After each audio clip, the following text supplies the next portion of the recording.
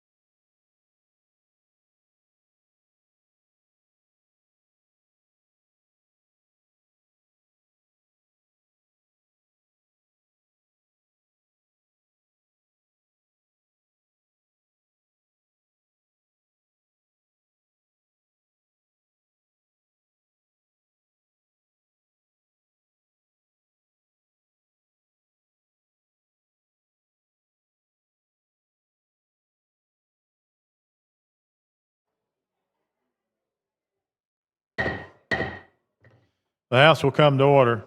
Members, our prayer today will be given by Tammy Edwards May.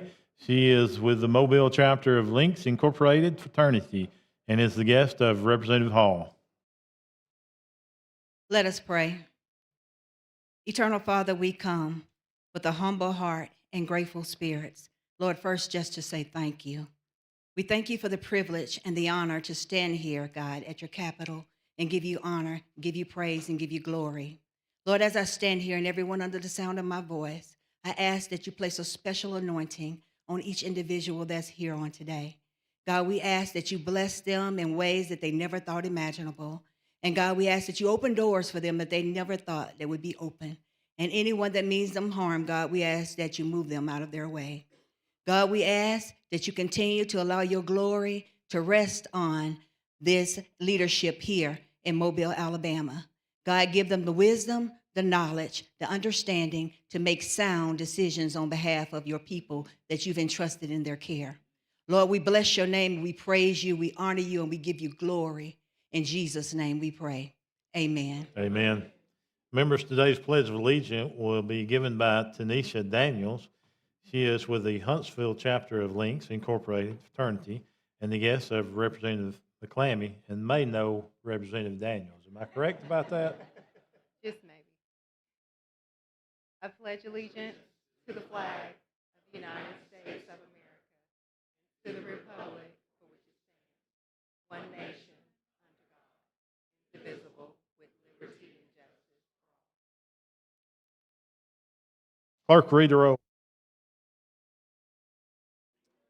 Mr. Speaker, Albright, Baker, Barnes, Bedsole, Blackshear, Bolton, Boyd, Bracy, Brinyark, Brown, Butler, Carnes, Chestnut, Clark, Klaus, Collins, Colvin, Crawford, Crow, Daniels, Datcher, Drummond, DeBose, Easterbrook, Ellis, England, Ensler, Estes, Faulkner, Fiddler, Fincher, Fort, Garrett, Gidley, Gavan, Givens, Gray, Hall, Hammett, Harrison, Hassel, Hendricks, Hill, Holt-Jones, Hollis, Hulsey, Hurst, Ingram, Jackson, Jones, Keel, Kirkland, Lamb, Lands, Lawrence, Lee, Lipscomb, Lomax, Lovern, Marcus, McCampbell, McClammy, Mooney, Moore M, Moore P, Morris, Myricks, Nelson, Oliver, Paramore, Pascal, Pettis, Pringle, Rafferty, Ream, Reynolds, Rigsby, Robbins, Robertson, Ross, Sellers, Sells, Shaver, Shaw, Shirey, Simpson,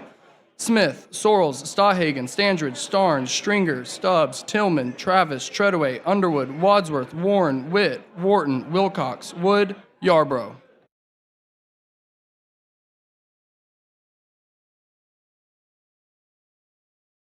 73 members have answered roll. Quorum is present. The House is ready to transact business. Chair recognizes the lady from Madison, Representative Hall. Thank you, Mr. Speaker. I would like to request we have a resolution to be read in honor of the Links being present today. Yes, ma'am. Clerk, please the resolution. Thank you. Where did they go? Whereas, the Links Incorporated is an international, nonprofit corporation established in 1946 and is one of the nation's oldest and largest volunteer service organizations committed to enriching, sustaining, and ensuring the culture and economic survival of African Americans and other people of African ancestry.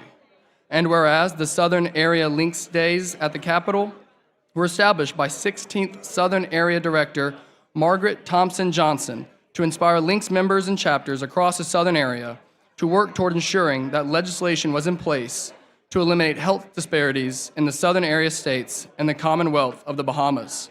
And whereas the Alabama chapters of the Links Incorporated will celebrate 21 years of gathering at the Capitol under the theme Lead with Intentional Friendship and Service on February 24th, 2026. And whereas the national priorities of civil rights, women's health equity, education, equal pay and economic empowerment, social justice and public safety, and environmental justice and climate change remain at the forefront of issues that the Alabama chapters advocate for. And whereas, in addition to national priorities, the Alabama chapters focus on the needs of the southern area of Links Incorporated, including the ideals of transforming communities through service, promoting civic engagement, and collaborating for legislative impact. And whereas the members of the Alabama chapters look forward to a robust discussion and continued engagement with lawmakers in the state of Alabama to ensure that policy and laws are passed that have a positive impact and outcomes for the communities the members belong to and serve. Now, therefore, be it resolved by the House of Representatives of the Legislature of Alabama that February 24th, 2026 is hereby declared Alabama Links Day at the Capitol, and this resolution serves to honor the organization's mission with best wishes for collaborative impact and success. Thank you, Mr. Speaker and members. I appreciate it. All those in favor of the resolution say aye. Aye. Opposed? It is adopted. Thank you. Appreciate it. Thank you. Thank you guys for being with us today.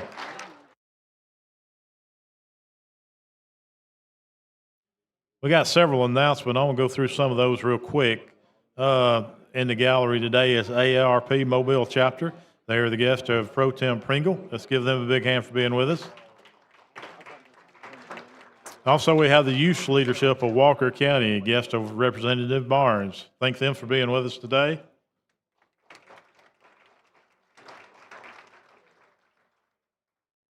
Also, we have from Andalusia, the FFA band, our FFA band. I don't know if you're a band or not, but thank you for being with us today. And I believe we have the Alabama Rise also in the gallery with us today.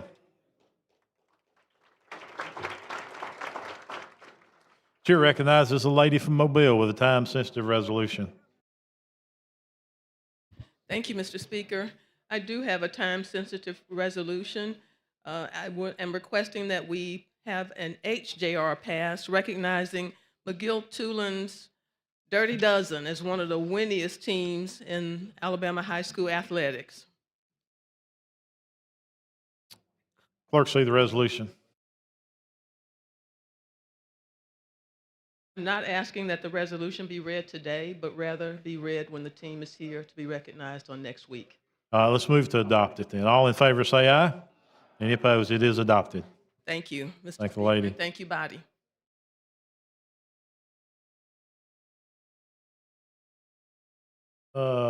I've got a couple lights on Representative Gidley from Etowah for a moment of personal privilege. Somebody's turned, Bill Lamb turned your light on is what it was, yeah. Chair recognizes a gentleman from Clark, Representative Jackson, for a moment of personal privilege.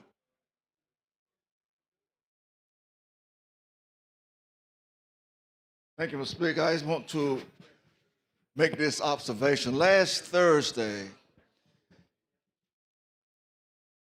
Clark County had 3 basketball teams over at Garrett Coliseum. They all won. Thomasville City girls, Clark County High School Bulldogs, Jackson Aggies. You know about them Aggies. Now, yesterday, Clark County High School Bulldogs won. They're moving on to Birmingham. Thomasville will play today, and the Aggies will play today, boys and girls, and we're going to move on to Birmingham. But I just wanted to we had a history made last Thursday for all the schools in my district and my hometown was at Garrett Coliseum victorious. Think that. Put that down. Wait just a minute before you leave. No, I think my hometown plays the winner of your Jackson team. So put that down. That's an L. That's an L. I'm putting in the L column, right? We're going to be three-peat. We're looking for three-peat. Thank you, Mr. Speaker.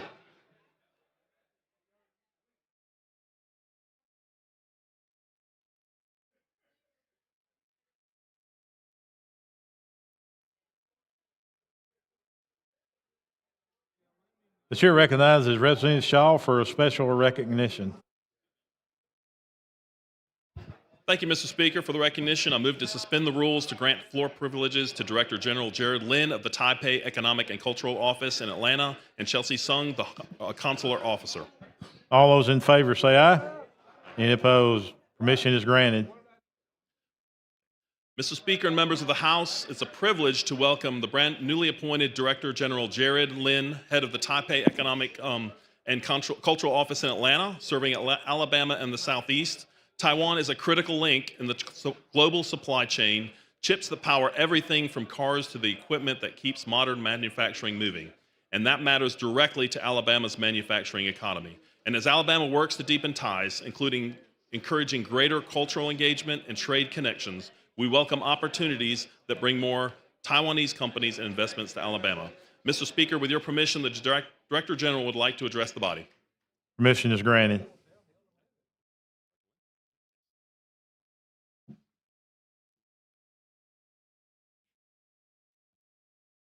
All right. Good afternoon, Mr. Speaker, and leaders and members of the Alabama House of Representatives and friends. Thank you for your welcome.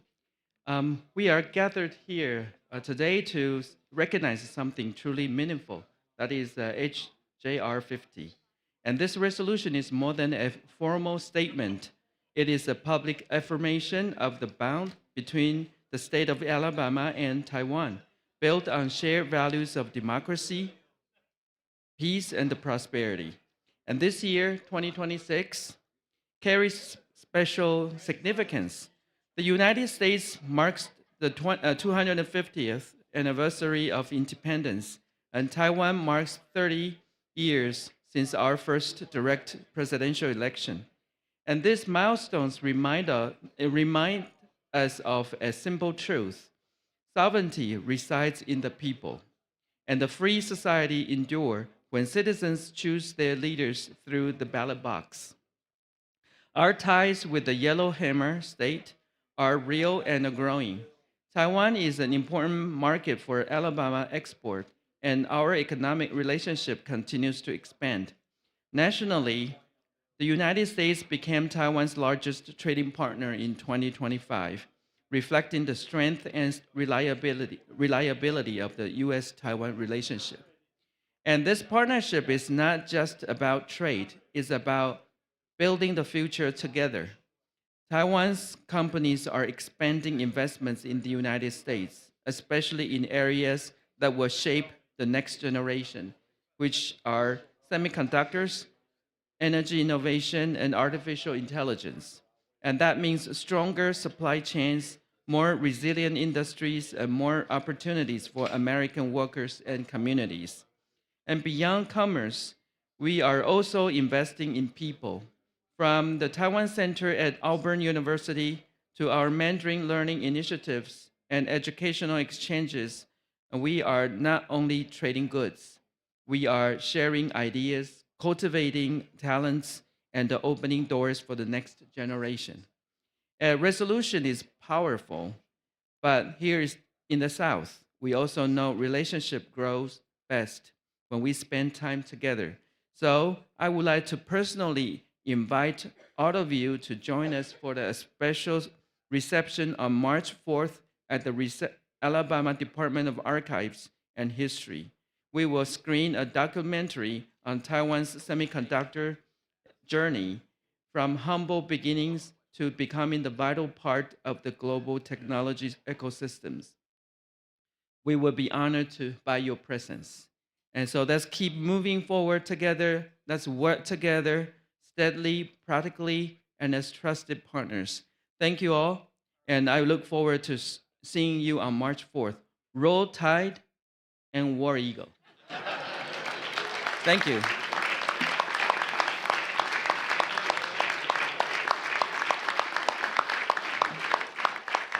Thank you, Mr. Speaker.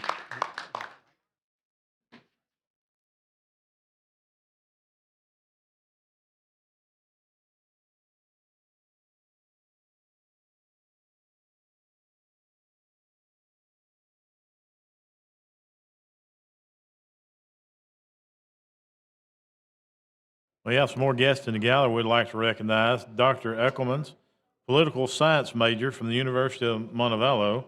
He is the guest of Representative Betso and Chairman Ellis. Let's give them a big hand. Thank you for being with us today.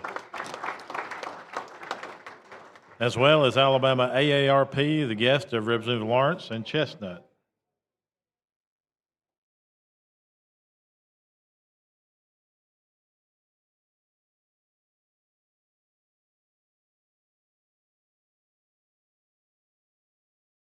Also with us today, we have the school at Justin, the micro school in Lawrence County, and they are the guest of Representative Ernie Yarborough. And Ernie has written me a book. I can't read all this, but I know he's very proud of that organization. He mentions to me. So let's give them a big hand. Thank you guys for being with us.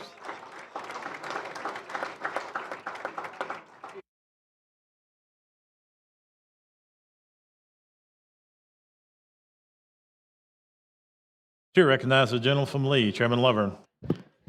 Thank you, Mr. Speaker. I request that leaves of absence be granted for absent members. Any objections? Hearing no objections, absent members are granted.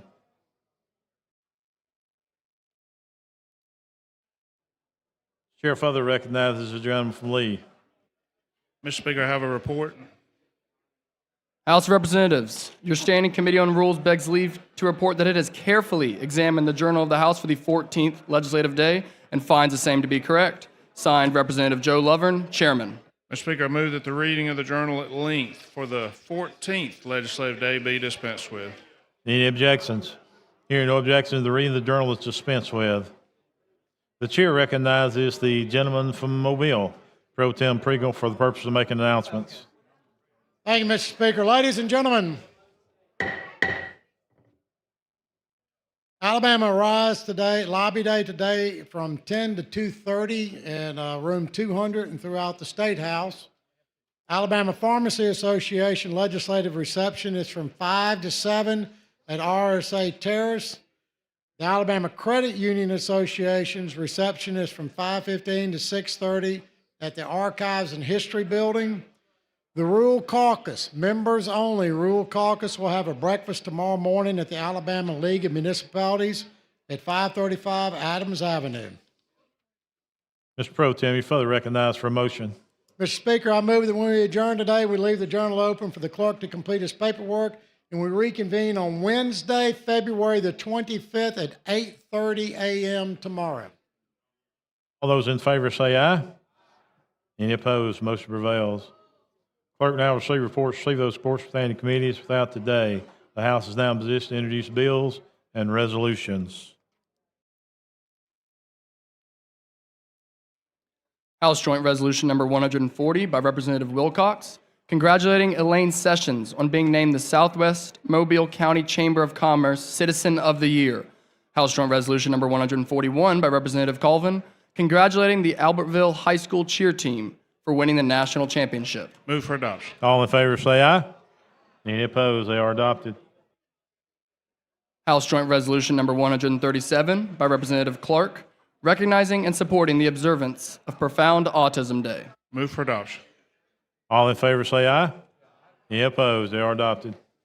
House Joint Resolution Number 142 by Representative Fidler, commending Coach Tim Carter for his many contributions to Alabama schools as a football coach on the occasion of his retirement. Move for adoption. All in favor say aye. Any opposed? It is adopted. Senate Joint Resolution Number 48 by Senator Butler, commending Tommy Jacques for emergency actions to help a sick child. Move for adoption. All in favor say aye. Any opposed? It is adopted. Chair will call the next resolution.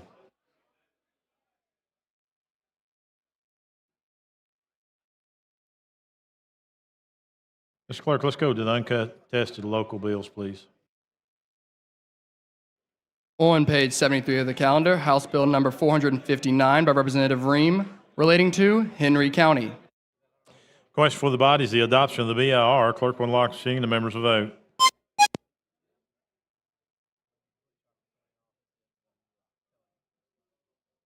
Clerk will lock the machine, record the vote. 61 ayes, 0 nays. The BIR has been adopted. Question now is final passage, 459. Clerk will unlock the machine and the members will vote.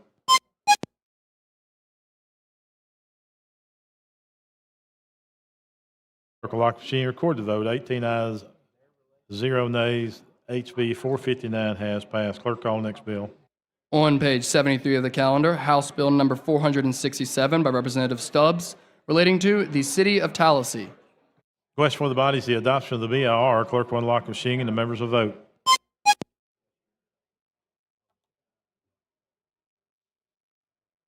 Clerk will lock the machine. Record the votes. 51 ayes, 0 nays. BIR has been adopted. Question now is final passage, HB 467. Clerk will unlock the machine and the members will vote.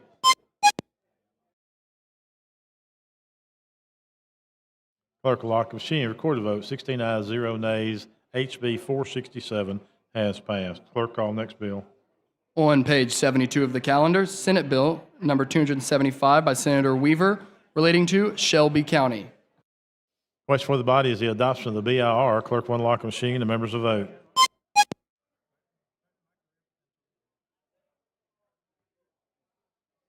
Clerk will lock the machine. Record the votes. 51 ayes, 0 nays. The BR has been adopted. Question now is final passage of SB 275. Clerk will unlock the machine. The members will vote.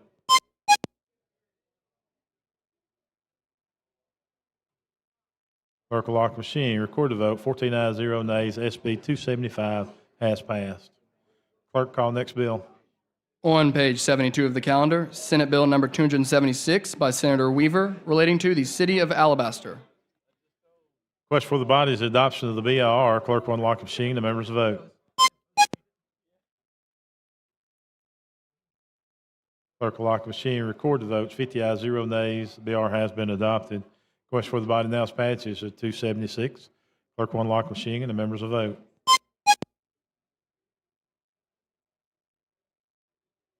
Clerk will lock the machine. Record the vote. 12 ayes, 0 nays. SB 275 has passed.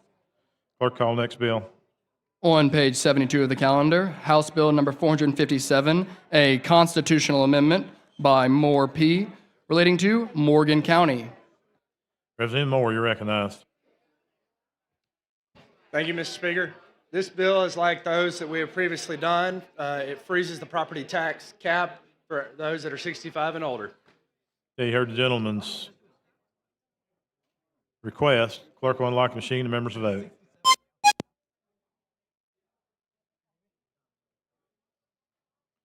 Clerk will lock the machine. Record the vote. 56 ayes, 0 nays. The BR has passed. Question for the body now is passage of 457. Clerk will unlock the machine. The members will vote. This is the constitutional amendment requiring 63 votes.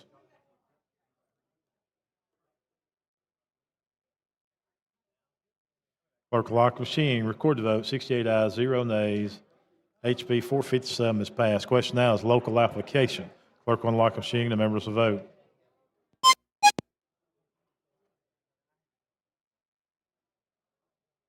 Clerk will lock the machine. Record the vote. 40 ayes, 0 nays. HB 457 has passed. Clerk, call next bill. On page 73 of the calendar, House Bill number 460, a constitutional amendment by Representative Ream, relating to Henry County. Representative Ream, you're recognized. Thank you, Mr. Speaker. In Henry County, we're going to cap the property tax for seniors just like we just previously did. With that, I ask for the vote. Question for the body is adoption of the BIR. Clerk will unlock the machine. The members will vote.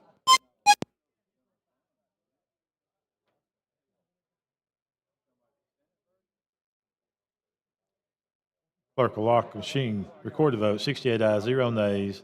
The BR has passed. Question for the body is passage of 460. Clerk will unlock the machine. The members will vote.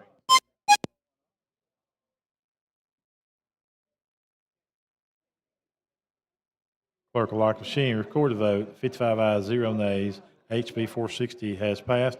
Question now is local application. Whoa. Oh, I'm sorry. That's a constitutional amendment. Yeah, that's my fault. Okay. Just make a motion to reconsider.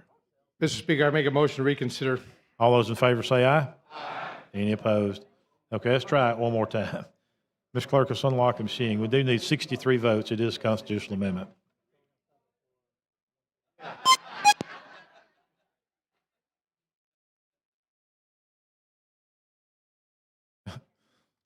Clerk will lock the machine. Record the vote. 66 ayes, 0 nays.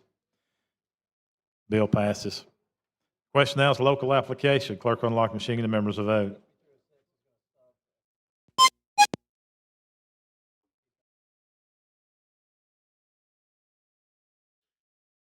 Clerk will lock the machine. 0 nays. HB 460 has passed. Thank you, Mr. Speaker. Thank the gentleman.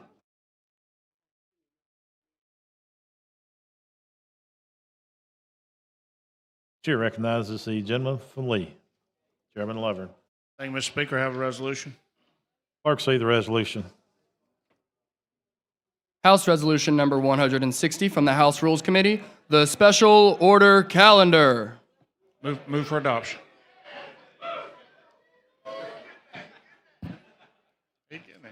The chair recognizes the gentleman from Mobile, Representative Bracy.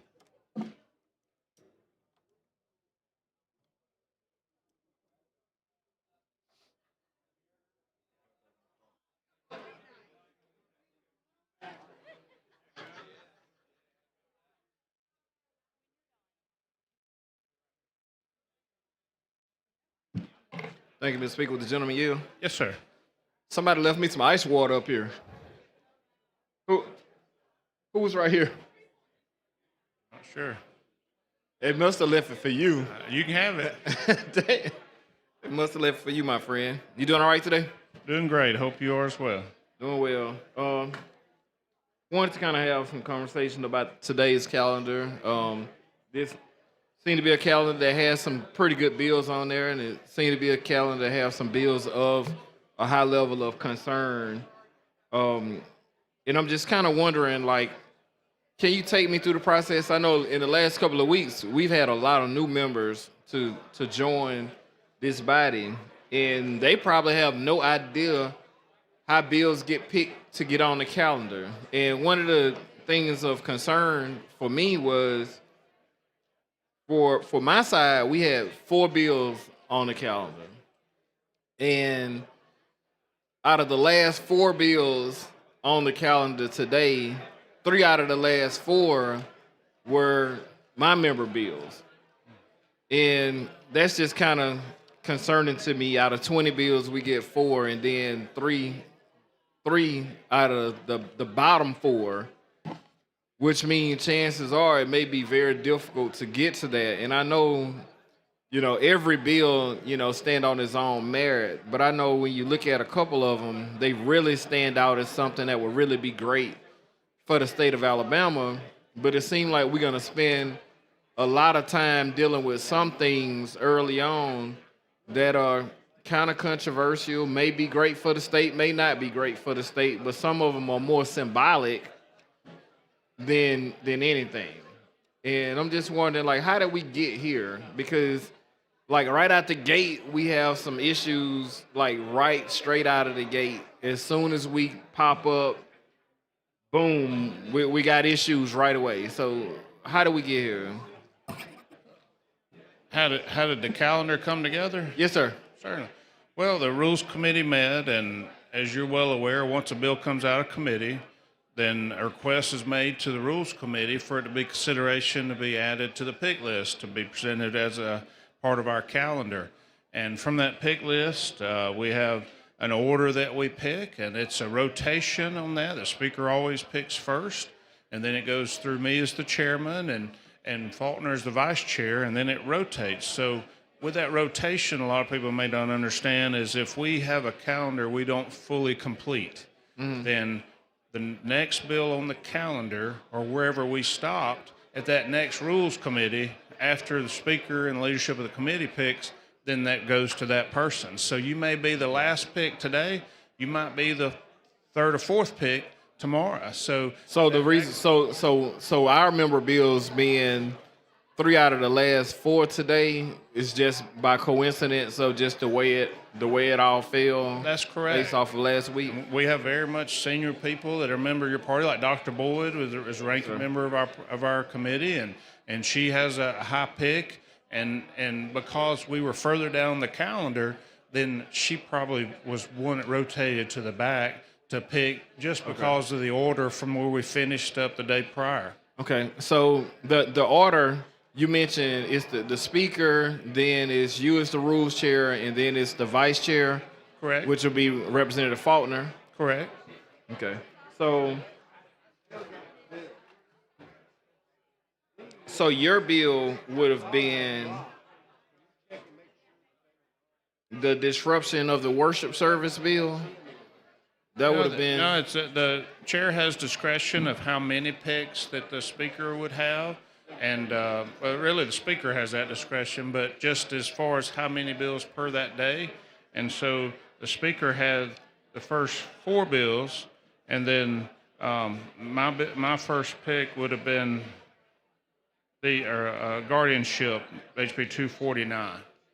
Oh, the guardianship bill. So for 249. Yes, sir. Seemed like you would have let Faulkner pick that one. Well, it was that's his bill. It was a courtesy. It was a courtesy as vice chair to help him move that legislation, which is yes, sir. Okay, so 1, 2, 3, 4. So the speaker got the first 4 bills, then you got the 5th bill. Right. Which would mean that Representative Faulkner would have gotten the 6th bill. Okay. Which I like that bill. The teacher certification bill, you know, I think that's definitely something that's needed. I serve on the board of trustees at Alabama State University, and you know, I know we have a downtick in young people going into education. So whatever we can do to help with certifications, teacher certifications, to get more people in the classroom, I like that a lot. So that's a great bill. So what's the process as far as the journal? Like, one of the things when you get up here, you ask for the reading of the journal to be dismissed. Be dispensed with. To be dispensed with. What if the journal was read? What would that be like? How long is the journal? Like, what would something like that be like? It'd be about 200 pages per day per the clerk, and that includes the committee reports or bills coming in. So it'd be about 200 pages per day. And so that helps with the efficiency in government that we should all support moving forward. So the journal from the previous day is about 200 about 200 pages. Right. So that would be equivalent to what time frame wise? Not quite sure. Not sure. How? Now, as far as like this calendar, members will have 6 members will have up to 10 minutes to speak on the special order calendar, right? On this resolution. Correct. It's 1 hour for debate on the calendar. Right, 1 hour for debate. So with every motion, and I think this is why some of the stuff changed as far as the substitutes instead of amendments. So with every motion, does each member have up to 20 minutes to speak on every motion? No, like a BIR, for instance, there's only 4 speakers allowed per. Well, outside of the per BIR, motion. like I understand with the BIR because that would be the 4, but let's say for instance, if a bill, let's say for instance, the first bill comes up. The first bill's up, each member will have up to 2 times that they can speak on the bill. Sure. And then if they have an amendment to that bill, each member will have up to 2 times to speak on the amendment or substitute, like each motion that comes behind the bill. That's still the way it is? Well, except for a tabling motion, which there's no debate on a tabling motion. Correct, except for a tabling motion. Now, I see we have some new leadership over here. Is he like the new cloture person? Is he going to be the new? Well, because you know you never know where the cloture's coming from. Well, we all know who the boss in here is, it could come from you. It could come from me. Are you wanting to cloture the calendar now and move on debate? I'd support that. Yeah, I'm sure. Is that in the form of a motion? Is that what? Yes, sir. No, sir. You're okay. So after the speaker, you and Representative Faulkner have your picks, then that's when everything would go into, does like the ranking minority leader, does that person fall in line like number 4, or would that person end up just falling into the rotation like everybody else? She would be number 4 on a standard day where there's no change in the rotation, but she would be the first one in the rotation if there's a previous day. Like we did sunsets Thursday, but the day before we did a pick calendar, and I just do that for a courtesy for our members that work so hard, so they, even if they're at the bottom of the list, they move way up on the list on another day. It's just as a chairman's courtesy that I feel like is good for all of our members, no matter what party they're in and how long they've been serving. Okay. Now, do you ever pick like bills from the other party when you're picking for the calendar? Thank you, sir, for your time. Sure, thanks, gentlemen. Chair recognizes the lady from Madison, Representative Hall.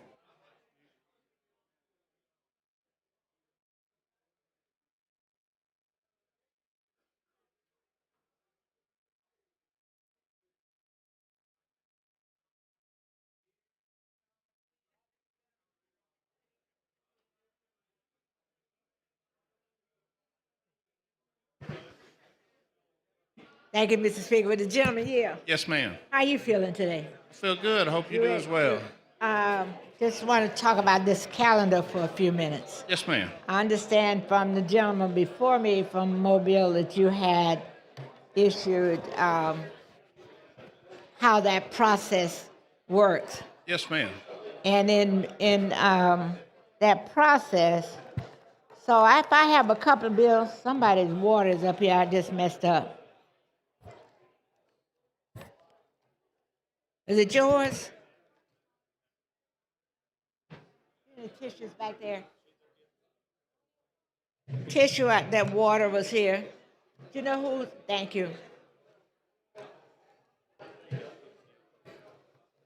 Mr. Rigsby is always on the job. Thank you so much. Thank you. Thank you, Mr. Chair. So, I got a couple of bills. I think I put one in. It's about time, and I've done the request and everything. So how am I going to make sure that bill gets considered? One of your bills that you've sponsored? Well, yeah, I sponsored it, and then we have a Senate sponsor. I have it, and then there's a Senate sponsor. The Senate sponsor, and I think I put it in last week or the week before. Okay.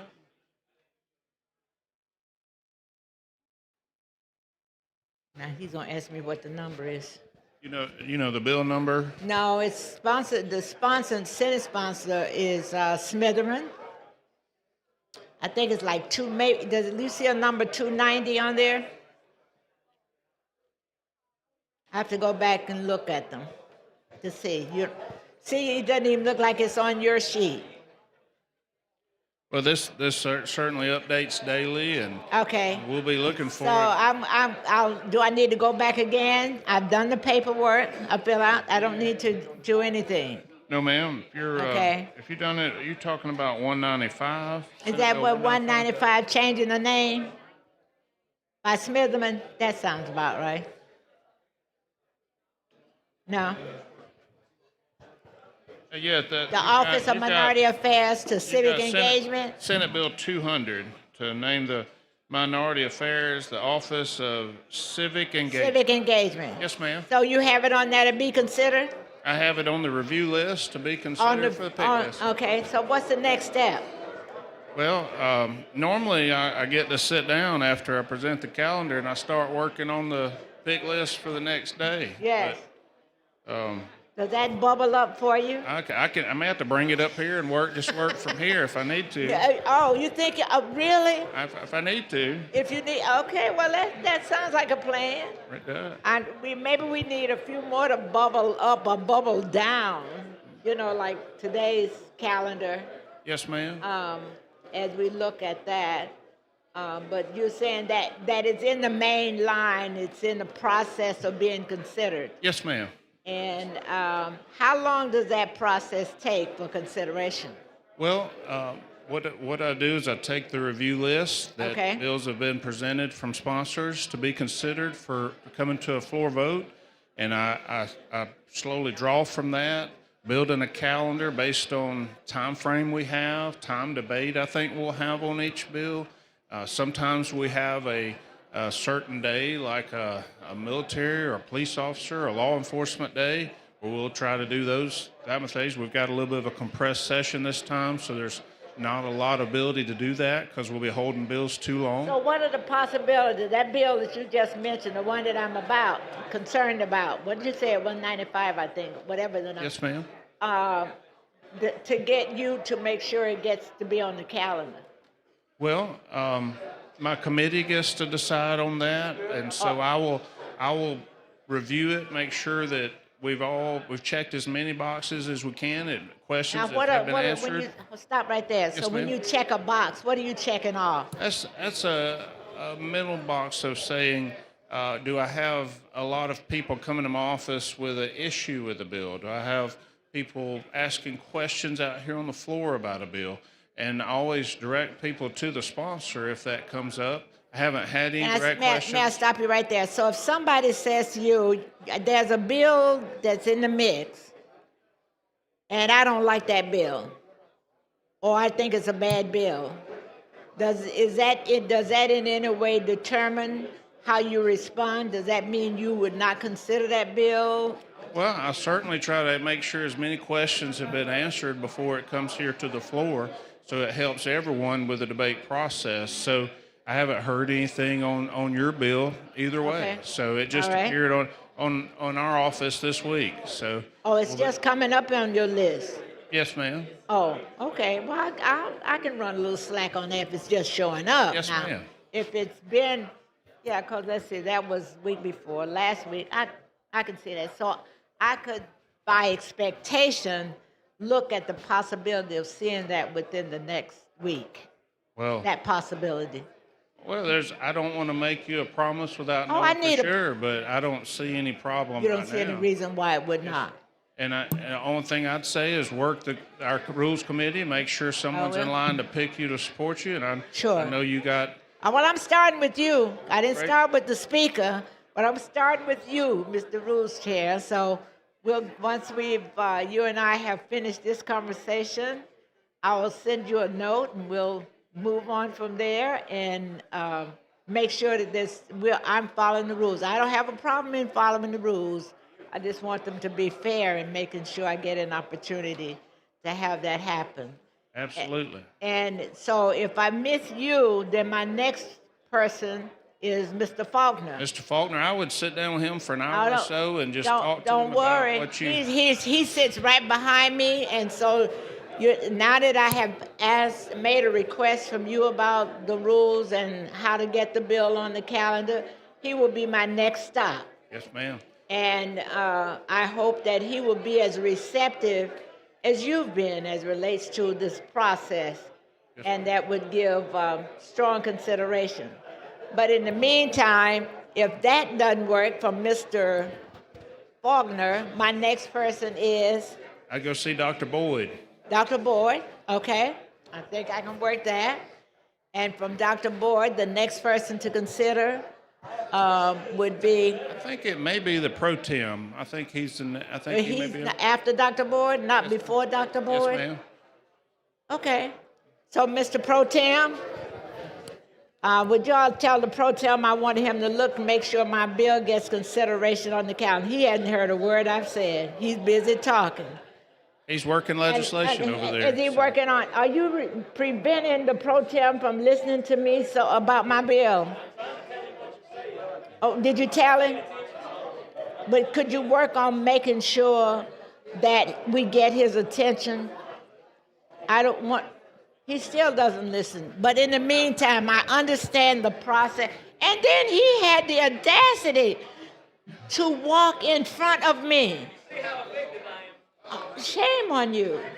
I'm trying to get the pro tem's attention to consider putting my bill on the calendar so that we could have a discussion on my bill when the next calendar is being presented through Rules Committee. He said you were my next person to make sure that happens as we talk about the process of how to get bills on the calendar.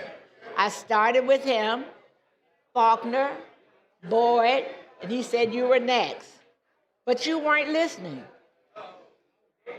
You got Masons. But did you understand what we're trying to do?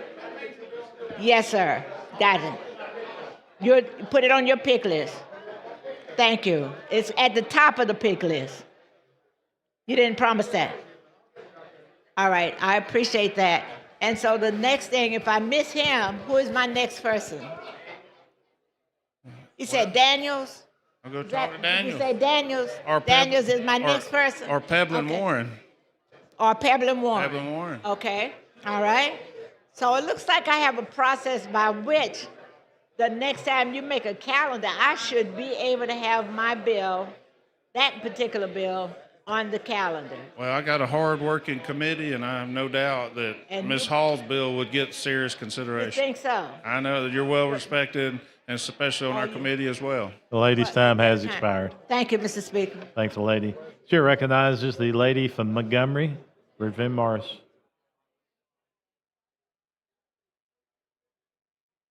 While she's making her way down here, I got a couple of more announcements. We have the AASB school board members are here today. Let's give them a big hand. Thank you for being with us. Also, we have representatives from the Susan B. Comer supporting breast cancer research, the guest of Francis Holt Jones, and the ladies of the house. Let's give them a big hand. Thank you for being with us today. Representative Morris. Thank you, Mr. Speaker. With the gentleman yield. Yes, ma'am. How are you? I'm great. How are It's you? always today? a great day. Always a great day. It's always wonderful to come down and have a conversation with you about the calendar. So, you know, we have some guests in the house, and one of the things that I like to do is just talk about the process of, so that's what you and I always do when I come down to talk about the process. I have one of my city council persons here from my district, and I want her to actually be able to hear the process. So let's just talk about what is Rules Committee? What is the Rules Committee? Well, the Rules Committee exists where bills that roll out of committee roll to the Rules Office to be considered for a calendar for special order for consideration for the House. Now, we have other duties, but that's our primary duty. And if we didn't have a special order, then we would just follow the regular order calendar. So what we do is try to rotate different priorities of what we feel needs to move forward for Alabamians. And so we meet usually at adjournment each day to set the calendar for the following day that we're going to meet. And that's where we take the bills that we feel like are ready to move forward, the sponsor is ready to move, and any amendments have been done. Our committees do amazing work with through our chairman to make that bill the best it can be rolling out of their committees, establish the calendar based on those parameters, and then present it like here today. And once approved, we start rolling down the special order calendar. Awesome. So I heard you mention the regular order calendar. Can you just give me the difference between the special order and the regular order calendar? Well, like a regular order, as committees make their reports, so the clerks, after a committee meet, bring their reports to the clerks of the House's office. They take those, input those reports, and based on the order that they're turned in, a calendar is presented as the regular order calendar. So you can just see committee by committee how they've rolled out through this session. And now bills, as they've passed, will pull off of that regular order and move along. But that's the basis for the regular order. And the special order means it's been picked by individuals versus just the regular order. Okay, awesome. That's great. So what is the process of picking the bills? Like when you're getting ready to put things in order, but the process of just actually picking the bills? Sure. There's certain days, for instance, Thursday was Sunset Day. So I get with the chair of Sunsets, see what those bills are, and that chairman should put together a list of those bills, and I presented that calendar to the Rules Committee, and they voted to approve it as I presented it, because those were specific bills, specific purpose for a certain day that we've set aside to do those bills.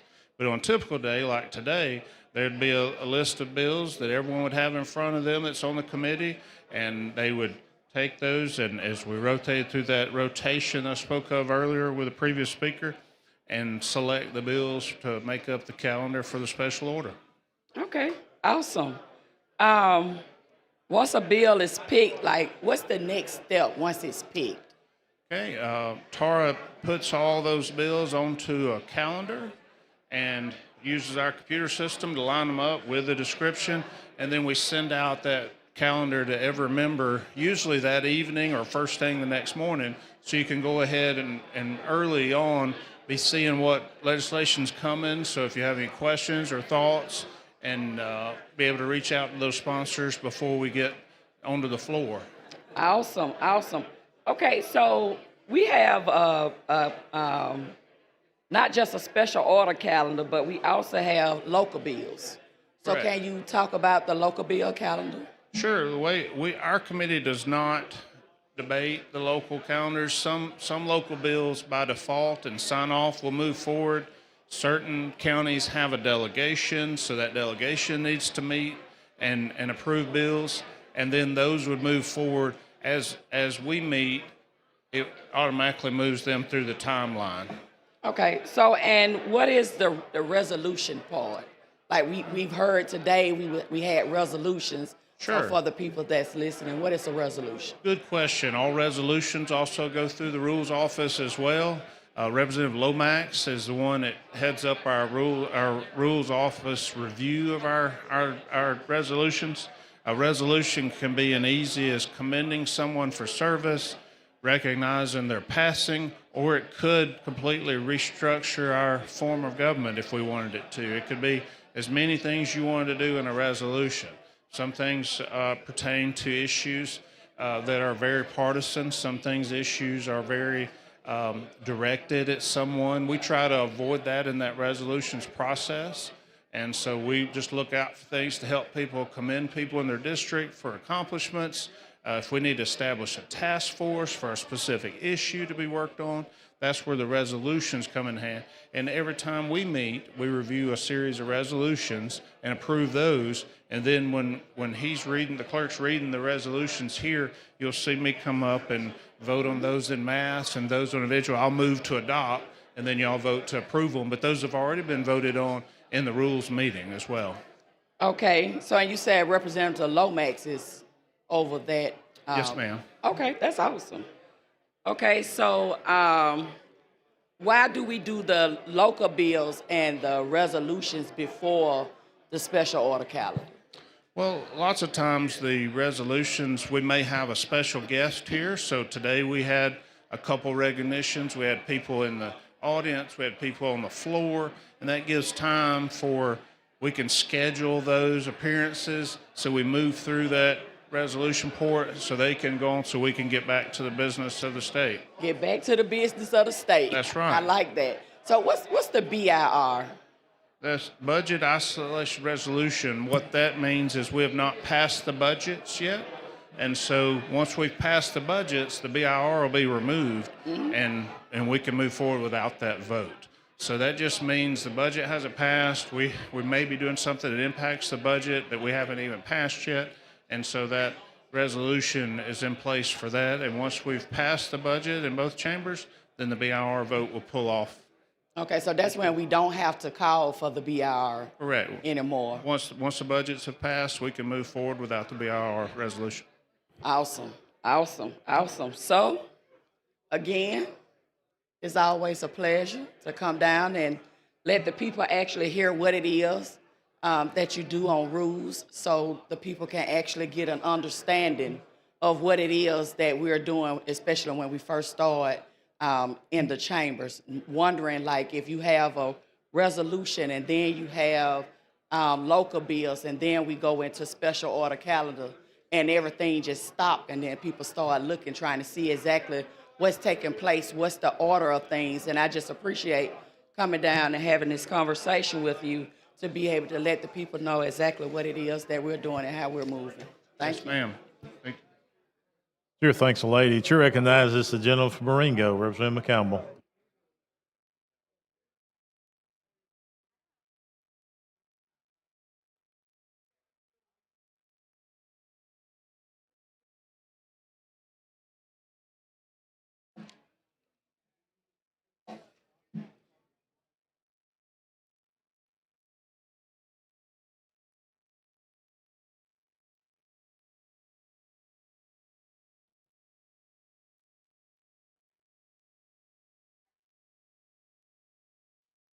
Thank you, Mr. Speaker, for the recognition. Will the gentleman yield? Yes, sir.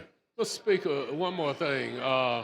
It takes me a little while to walk down there, and I'd have missed already a minute of my time just walking down. You think she could start a little later when you call on me? You just walk faster, can you, Mr. Speaker? Well, I can't talk any faster. I don't walk any faster than I talk. I know that you got so much knowledge it comes out. It doesn't take you very long. Thank you, Mr. Speaker. It's good to see you, sir. Good to see you as well. I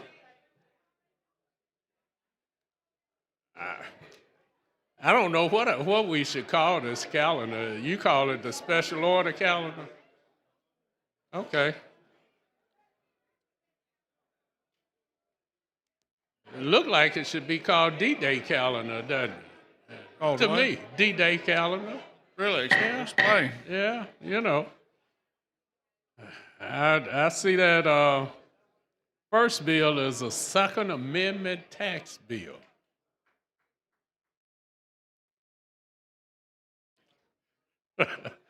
Yeah, Second Amendment tax bill. And I'm sure the sponsor is going to be able to tell me all about it, but you know, and I was there. Cause see, I'm trying to get me another AR-15, and I was looking at it, and I'm thinking, y'all gonna give me a tax break for me to go get me another assault rifle, huh? Is that what this bill gonna do? I know you gonna tell me you don't know what it's supposed to do, so you know I'm just checking though. Well, But I'm gonna ask the sponsor. But I thought if you could enlighten me before I even ask him, then that might save us a little time. well, I know you'll have questions for the sponsor either way. So You know I'm going. But you see, I lose a minute just by walking down here, so I know. I might miss some of the questions I need to ask that sponsor. But it's so peaceful when you get back to your seat, though. Just think about that, how far away, that relaxing time you have up there, and I know you appreciate that just as much.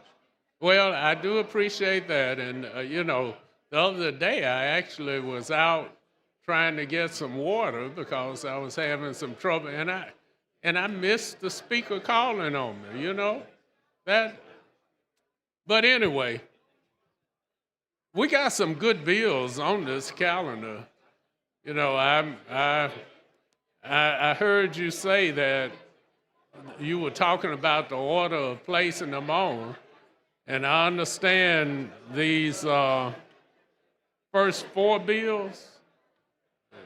They didn't necessarily follow the regular order, but the speaker may have had a little hand in every one of them. Well, the speaker has the first pick in our committee, and You gave him the next three picks. Well, you can understand that's a discretion, and some days he may pick one. We try to fill the day with the time we have based on the debate to try to give every member in here as much time to get legislation moving. So sometimes we'll add a few more bills on there to be able to get more bills across the finish line, and that was our hope for today. And you know, I guess we got some bills on here kind of near the back. One in particular is let me see, where is that one? HB 361. It's on that back page. Yes, sir. HB 361 is a living organ donor bill. You know, but it's actually down near the back of everything. It almost didn't make it on the calendar. There's a lot of bills that didn't make it. So There's still a lot of bills out there that didn't make it, but this one got on a calendar. And I'd love to see it, you know, have some consideration. I really would. I'm concerned though with the time it's taken that I worry we'll get to it. You have any worried concern too? about that? And I'm concerned about that one because it would prohibit discrimination in obtaining insurance coverages, provide paid medical leave for public employees who don't donate organs, and a tax credit to private sector employers that provide similar paid leave to their employees. You know, that's a bill that's encouraging people to become donors, you know, because we have a lot of people suffering from a number of different diseases, and modern medicine and science have allowed people to be able to donate, you know, different parts of of the body and it not really affect their ability to live a normal life. Sure. So I think this is a bill that actually does a lot of encouraging of people to consider being donors. You know, I know on my license, they asked if I'd like to be an organ donor. Now, that's after my demise, I would be an organ donor, but I think I'd consider it. Well, they asked me that when I got my license. I just said not yet. Not yet. Yeah. So. Did they have that notice on there? Yeah. Not yet. Yeah. That point was that's on how there. I responded. Was not yet. But. Oh, so it in other words, your answer was no. It wasn't. So, but you said not yet. Okay. And I see another one. 377. Don't you think those three? Have you looked at that one? Yes, sir. Where military graduate medical field courses added to educational benefits provided to eligible dependents of certain veterans, tuition costs limited. You know, that's going to, that looks like a real good bill that's going to allow the kids of military people to go on and get some help with their training and schooling when it comes to the medical field. You know that?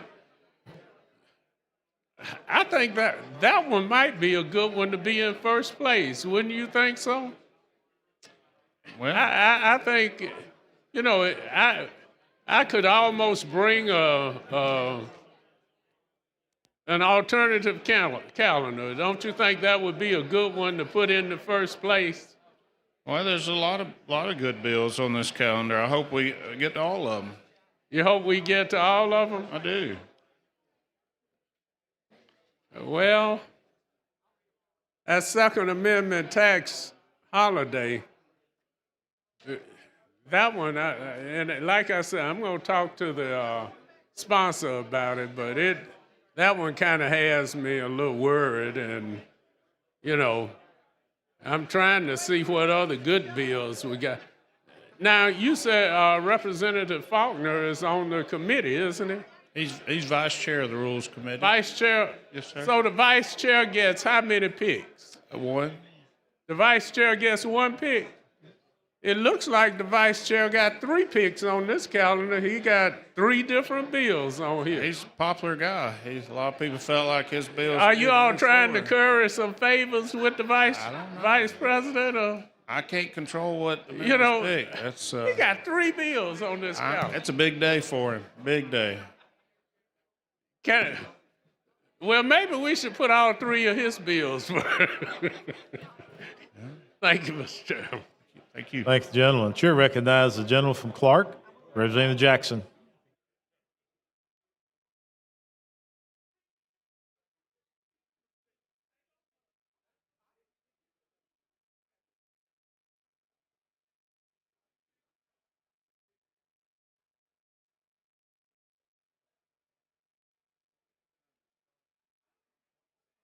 Thank you, Mr. Speaker. Thank you for the recognition. Someone left a pen, Johnson's Funeral Home. That's Miss Halls. Maybe somebody's en route to that place. Oh, all right, I got it, Sister Hall. Yeah, I've been listening to the debate here this morning, the afternoon, well, still morning, as it relates to picking bills for the calendar and not picking them as a flip-flop, or we call it downsize or upside down.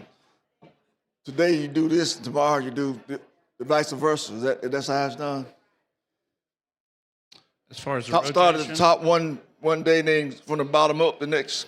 Well, let's say if we don't get all the way through the calendar on the special order, then wherever we left off, we will come back to that in the rotation. They don't automatically just jump on the next calendar. You have to choose them all over again. No, it's not a continuation calendar. No. It is kind of ironic that these bills in this concession chronological order, the first 4 bills, more controversial than those good, needful bills as it relates to Well, that's organ transplants and Hope Jones bills, military graduate medicals. I think those are real nice bills, but they're so far down on the calendar. well. I think these first 4 bills are some good bills. I know that. That's why they're on the top 4, because you think that. Well- And my good friend sitting in the speaker's chair. Well, I figured you'd want to support the chaplains and the churches. Oh, and I'm going to support the church, but the church is not the building. right, it's the people, We are the church. right? As it relates to getting things out of the Rules Committee, as it relates to resolutions, how's that done, Mr. Chairman? Certainly, resolutions are filed through the clerk's office and then reviewed by the resolution subcommittee, and then they're presented to the committee. And if passed out of there, they come here for a vote of the entire House. Then you have a subcommittee on resolutions? I do. And that's the burying ground. I mean, that's Johnson's funeral home. That's where mine end up. All my resolutions end up at Johnson's funeral home. Dead, buried. Now you can't argue with me. Now you know I'm telling the truth. You're a funny man. Funny. But what was the purpose? What happened to my resolutions? Those times they just went into the subcommittee, Well, graveyard. subcommittees moves a lot of resolutions, though. Yeah. But who determines whether they go or don't go? Well, Lomax is your first. But I thought the chairman don't take no responsibilities here. You're not being you're gonna put it on somebody else, Mr. No, I Chairman. trust in my committee, and then it's presented to me to, if we want to move forward for the entire committee to vote. Yeah, like most chairmen do, you put a star by the ones you don't want to move, and to make sure they go. Then you put a check mark by the one you want to come up, Well, some may just need to be redirected. and you make sure that they get the redirection, not the subcommittee, but you. We have very upfront And conversations about those. You're a pretty straight man. You're a good deacon over there in Auburn, aren't you? What? A deacon, a trustee. Which one are you? No, I'm just. You're just a good member. I'm just a good member. You don't sing in the choir? I've sung in choir before, but that's. But before. I have. When you was a little young. No, I have. Oh, you been no, singing? I sang right here on the You floor. acapella though, yeah? You like Sacred Heart Sacred singer? Heart. Yeah. Now, if we came with, I heard Brother Bracer talking about the journal. Then what does it take to get the journal read? I'm being real open. Well, we dispense with the reading of the journal every day. We vote in Well, here. I have to by do that voice before you vote. dispense with it. I have to ask a question. Can we read the journal before you dispense with it? We've already dispensed with it. Not talking about today. I'm talking about the next day. I'm already asking for the journal to be read for the next following day. How do I make that arrangements? I didn't realize you were so passionate about that material. From Oh the yeah, Journal man, you report. didn't know I was that compassionate. I've been a compassionate person all these impressed. years. I'm I impressed. show my compassion up here every time I get a chance to speak. Not that much I get to speak, but I want to thank the speaker today. He let me talk about my basketball teams this morning, which was real good. And you want me to talk it all out now, but I want to hold up for just a few minutes. But it's so important that our young people come and ask, they come in, Mr. Chad, what you do up there in Montgomery? I said, you have to come up and check us out and see how it's done. You really can't explain it to them where they can understand. I go talk to the kids in the classroom. And Sure. the process of how a bill become law, pass out that little pamphlet that we have. And even the elementary kids get more out of it. All right, the middle school children just seem like they could care less about what goes on around them, as long as it's not messing with their phone. Y'all need to stop making laws that take our phones from us. Now, I said, why do you want a phone in the classroom in the first place? Well, we need to be, we be texting. I said, well, you're not paying attention when you're texting and the teacher talking. Somebody losing something, and it's going to usually be you. But as it relates to the Second Amendment, tax-free,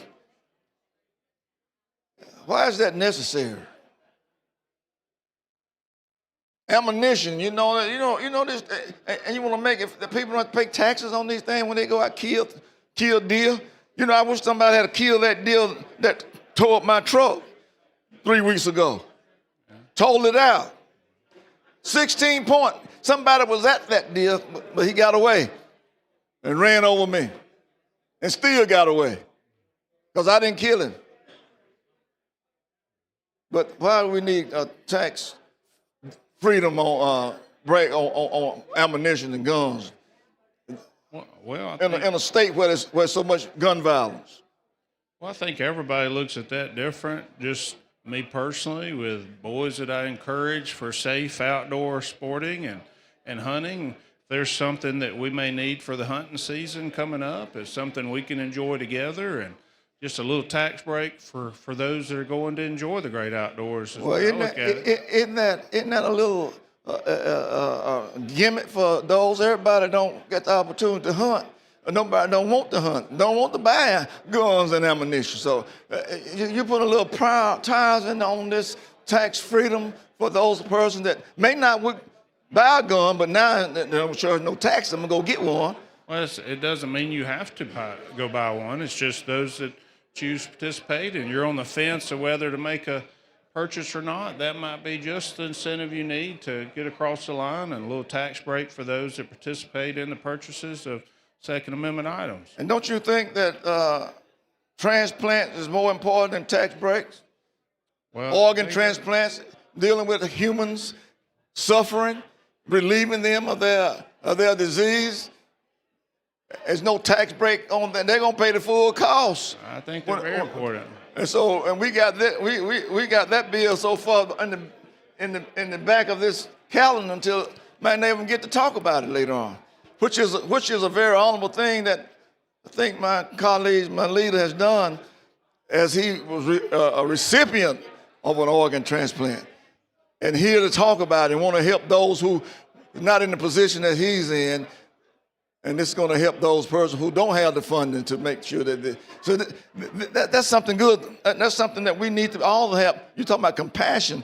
Now, that's where compassion should step up. But we could have that to want to do for those who can't hardly do for themselves, to help the least.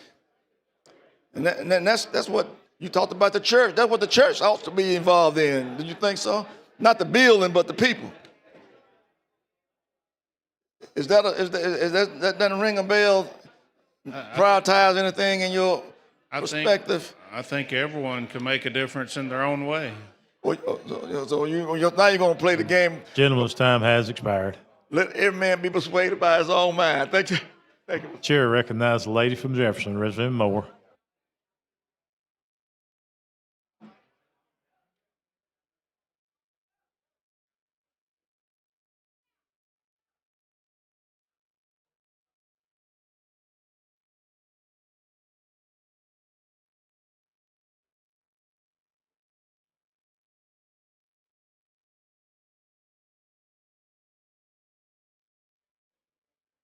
Thank you, Mr. Speaker. I've listened at my gentlemen. I've listened at my colleagues come and talk about and ask questions about rules and what happens to some bills. Week before last on a Thursday, I was speaking to a bill on the floor. I think that might have been the second bill I had spoken to, and I was cut off. Then when I put my light back on, I was told that we have up to 20 minutes to speak up a bill. But I wanted to take the opportunity, since you are the rules chair, and as we pick bills, and I might have some questions, but I want to read what the Rule 52 say. No member shall speak more than 10 minutes at any one time, and no more than twice on the same question without the leave of the House. Now, on that day, I was denied a second 10 minutes, and I was told that it was the decision of the Speaker pro tem to decide whether I could speak my second 10 minutes because it's up too. But I wanted to correct them because these are the rules for the Alabama legislature for this quadrennium. And I take issue, it matters less how somebody feels about what I'm saying, but to deny me my right and then to turn around and say they've changed the rules, it's a disservice to me and to my constituents. Because I can promise you, I don't come up to have fun on this floor, but I do see bills, and it's the devil in the details, when I realize that those bills might be harmful to the people that I represent. And I represent everybody in District 59. I don't care who they are, what party they are a part of, but at 7:01 on election night, once I am elected, I represent them and what their issues are, and I am entitled to my 10 minutes twice on a question without being someone disliking what I say, because I dislike a lot. But only thing I could do is say that and go ahead, but I can't change the rules in order to benefit or to shut somebody up. And so since, I just wanted to have that opportunity to pass it along, and that's why I got me a fresh copy of the rules, because it seems like it depends upon who you are as to how you are treated when you come down to this floor.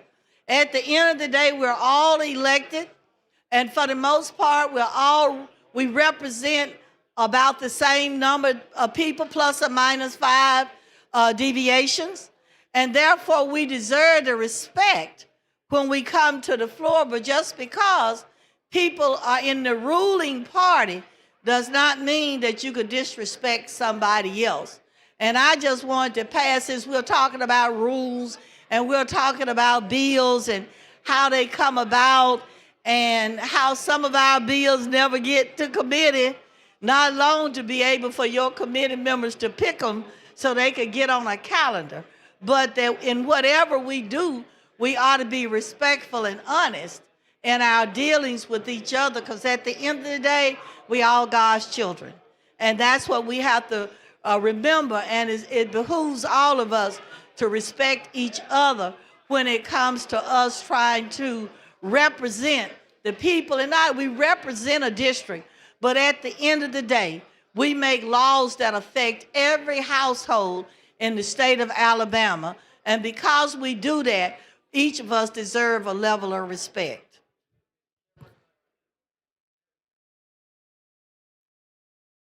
Do you recognize the lady from Jefferson, Reverend Van?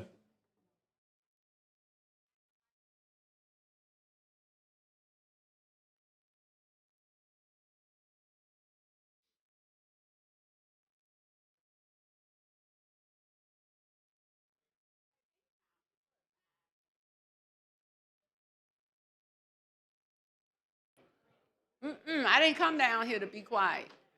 I have to drive how many miles to get here? I came down here to represent the people that I represent, and that's going to reelect me back into office on May 19. So I didn't come down here to sit here quiet. I didn't come down here to cater to special interests or organizations or what have you. And I think that's a well-known fact by now. But since there is some kind of discussion going on, I just want to get on in on the discussion.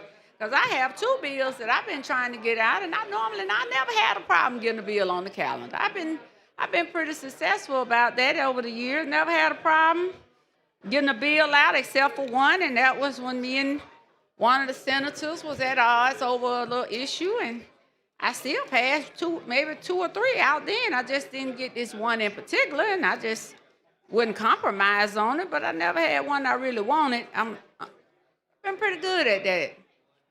Yeah, when you say, I think I've done pretty good down here in Montgomery. But since there is some kind of controversy over, these bills, for which I have not had time to treat, but now that I'm sitting here looking, and since I only have, I get a whole 5 minutes, or how many minutes I give, Mr. Speaker? How many I got left? 3. I should have known that's why you went ahead and called on me. Is some other lights on up there? And you know what? I'm so honored because, listen, I normally only get gavelled down maybe twice a year. I haven't been gavelled yet. I know it's coming. Because once you all start rolling out those letters in writing, and y'all started last week, so that means the train has left the station. It's getting late in the evening and the sun going down. But with that being said, I didn't get a chance to get all of the particulars, but obviously there are some concerns about some bills that are on this calendar. For instance, I see sales has one. You know, sales started the session out real good. Mr. Speaker started out real good out the chute. With all you good Republican bills, everybody came to the microphone with the little folder and binders and was very articulate. And I always credit him on that. Y'all can say whatever y'all want to say about the speaker, but when y'all come here, most of y'all, I can honestly say his people can answer questions. I think there's only been one so far that didn't. But I think they'll do better the next time. So with that being said, so there are these 2 or 3 bills, obviously, that's giving folks consternation. What are your thoughts on these bills? Well, I think there's some great bills on here. You do?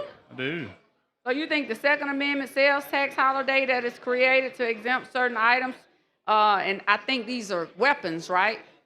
Well, it could be accessories for the weapon. But it's relative to guns. Or outdoor hunting.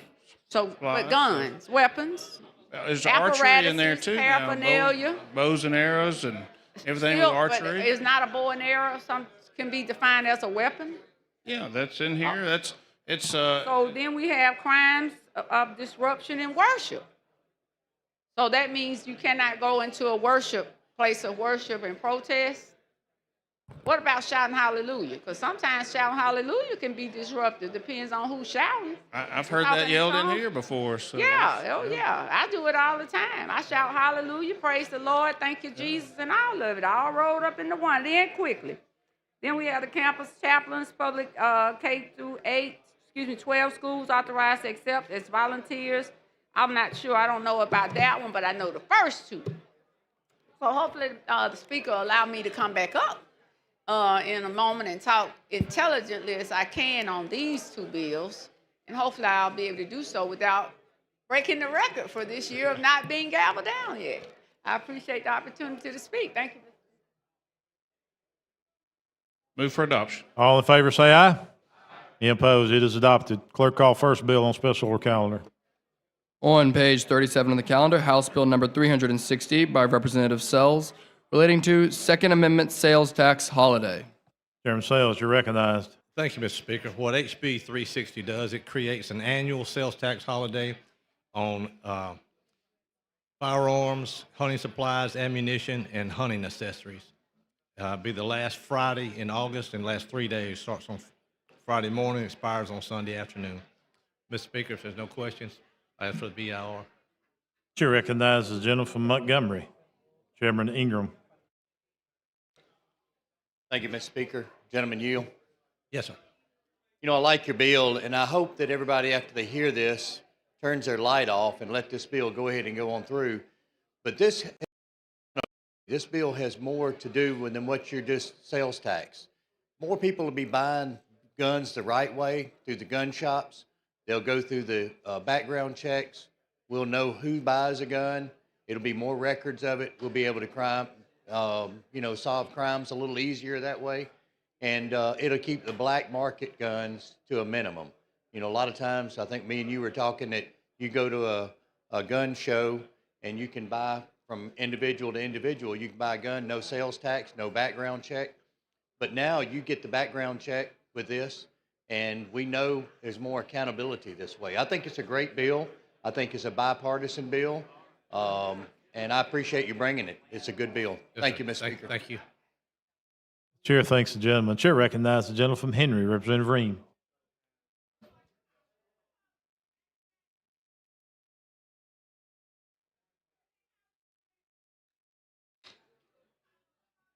Thank you, Mr. Speaker. With our 250th anniversary of the revolution, I think this is a good time for this bill. Thank you for bringing it. Just want to let you know here in Henry County, Houston County, you got full support. Thank you. Thank you, Mr. Speaker. Thank you. Thank you, gentleman. Chair recognizes the gentleman from Madison, Representative Daniels.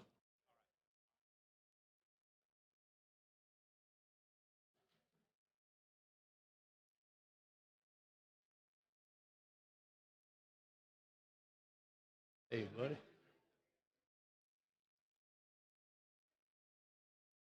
Thank you, Mr. Speaker. Will the gentleman yield? Yes, sir. Representative, can you answer a few questions for me? What's the fiscal note on this piece of legislation? 360,000. 360,000. Where is those 365,000 going to come from, and which budget will it impact? Education budget. I can't hear you. Education trust fund. Education trust fund budget. And so I think that what we got to understand, we got a lot of issues in this state and in this country in general. You know, you got families that are struggling to afford groceries. We got individuals that are struggling with their health care premiums.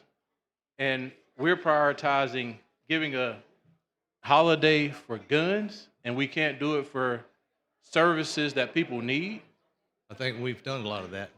But right now, people are struggling more today than ever before. They are. Some people are. We had a situation where we put so much money in the economy, and the economy is based off of quantity and demand. The demand went up so high, the quantity couldn't sustain, so the prices went up. And it looked like there's is it an opt-in provision for cities and counties? It is. It's not an opt-out, it's opt-in. Opt-in. Okay. And so have you found that this, from your constituencies, that this is really the most important issue on their minds? It's popular.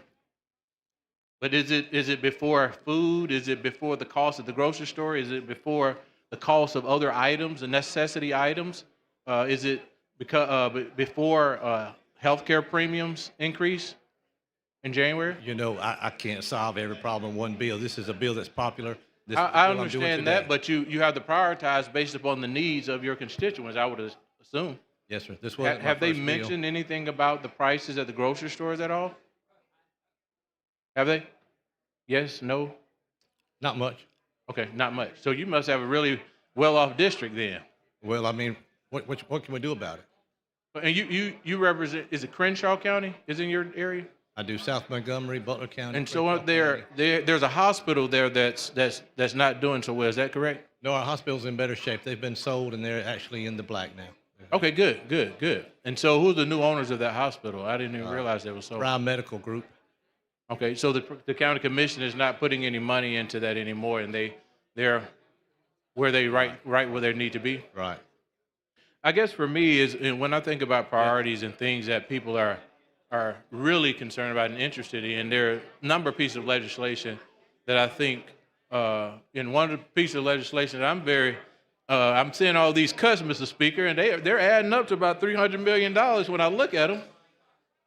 We could eliminate the income tax on overtime pay. I saw that our one of the candidates for governor talked about that here a few days ago, and it's becoming another conversation. And so certainly, Mr. Speaker, when I put eliminate the income tax on overtime against pieces of legislation like this, man, it really makes overtime a little bit more popular than I think a holiday for guns. Do you think it's more popular or less popular? Whatever you think.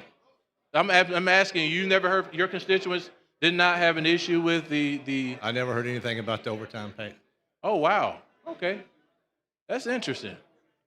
Yeah, I'm gonna have to check into your district on that to see what's going on because they must be making a lot of money in your district. They don't need the extra support. Oh yeah. I look out for my people. But I think for me, in all seriousness, when I see, and I know that, and I think that I have more clarity on the legislation earlier when we were having our leadership meeting and the different things that they mentioned.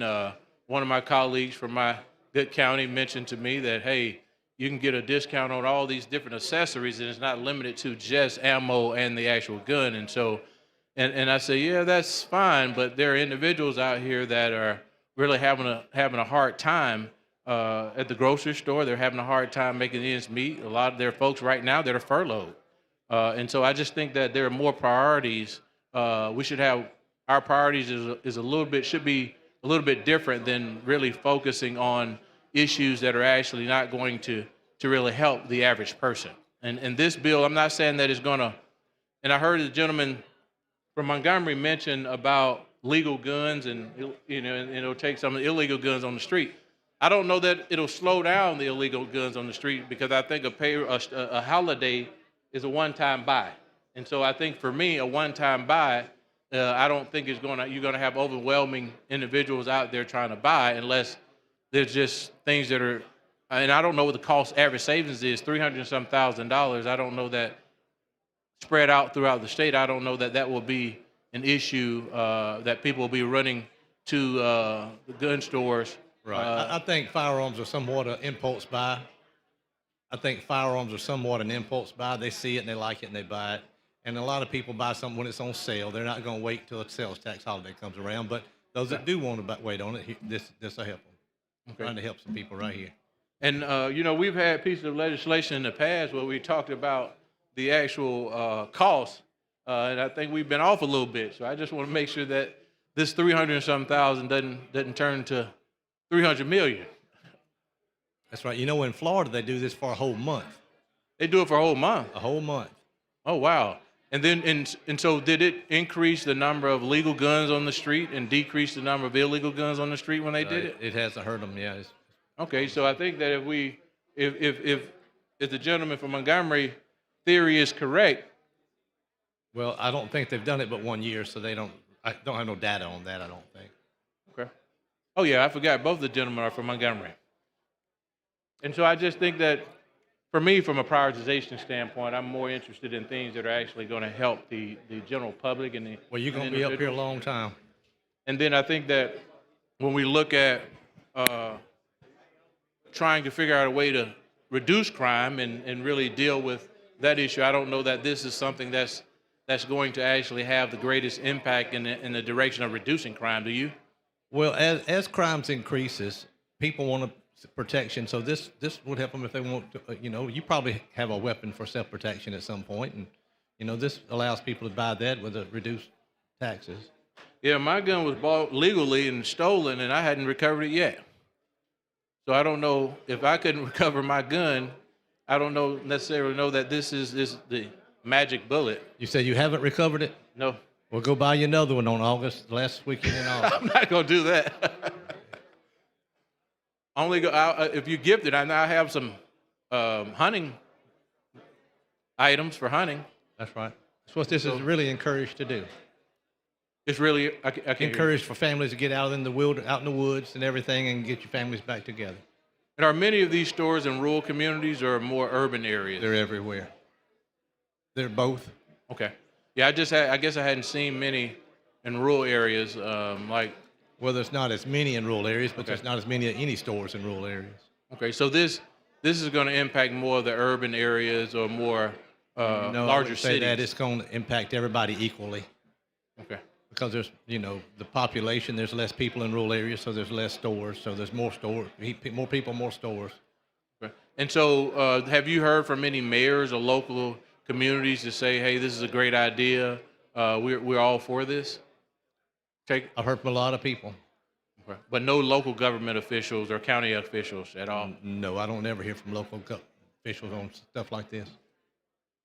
I think for me, the issue that I have is that I don't have a problem with these type of pieces of legislation. Of course, I'm one of the biggest advocates for cuts and breaks for folks, but when it comes to prioritization of prioritizing things, I think that for me, I would much rather see us focus on things to help with the cost of groceries and items like that people are generally purchasing every day, and knowing that families are struggling, individuals are lacking health care coverage now as a result of the premium increases. Well, this is a because of large the inaction. body, and we can do both.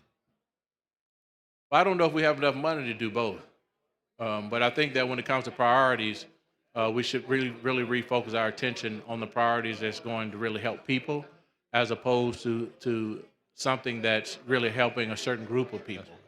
Well, Alabama has the lowest tax rate overall of any state. It's cheaper to live in Alabama probably than any other state. Now, I don't know about those personal property taxes being the lowest of any other state, because those are pretty high. Total property, total taxes is what I'm talking about. And The our gentleman's time property has taxes are pretty expired. high too. Thank you for your conversation. Chair recognize the lady from Montgomery, Representative McClammy.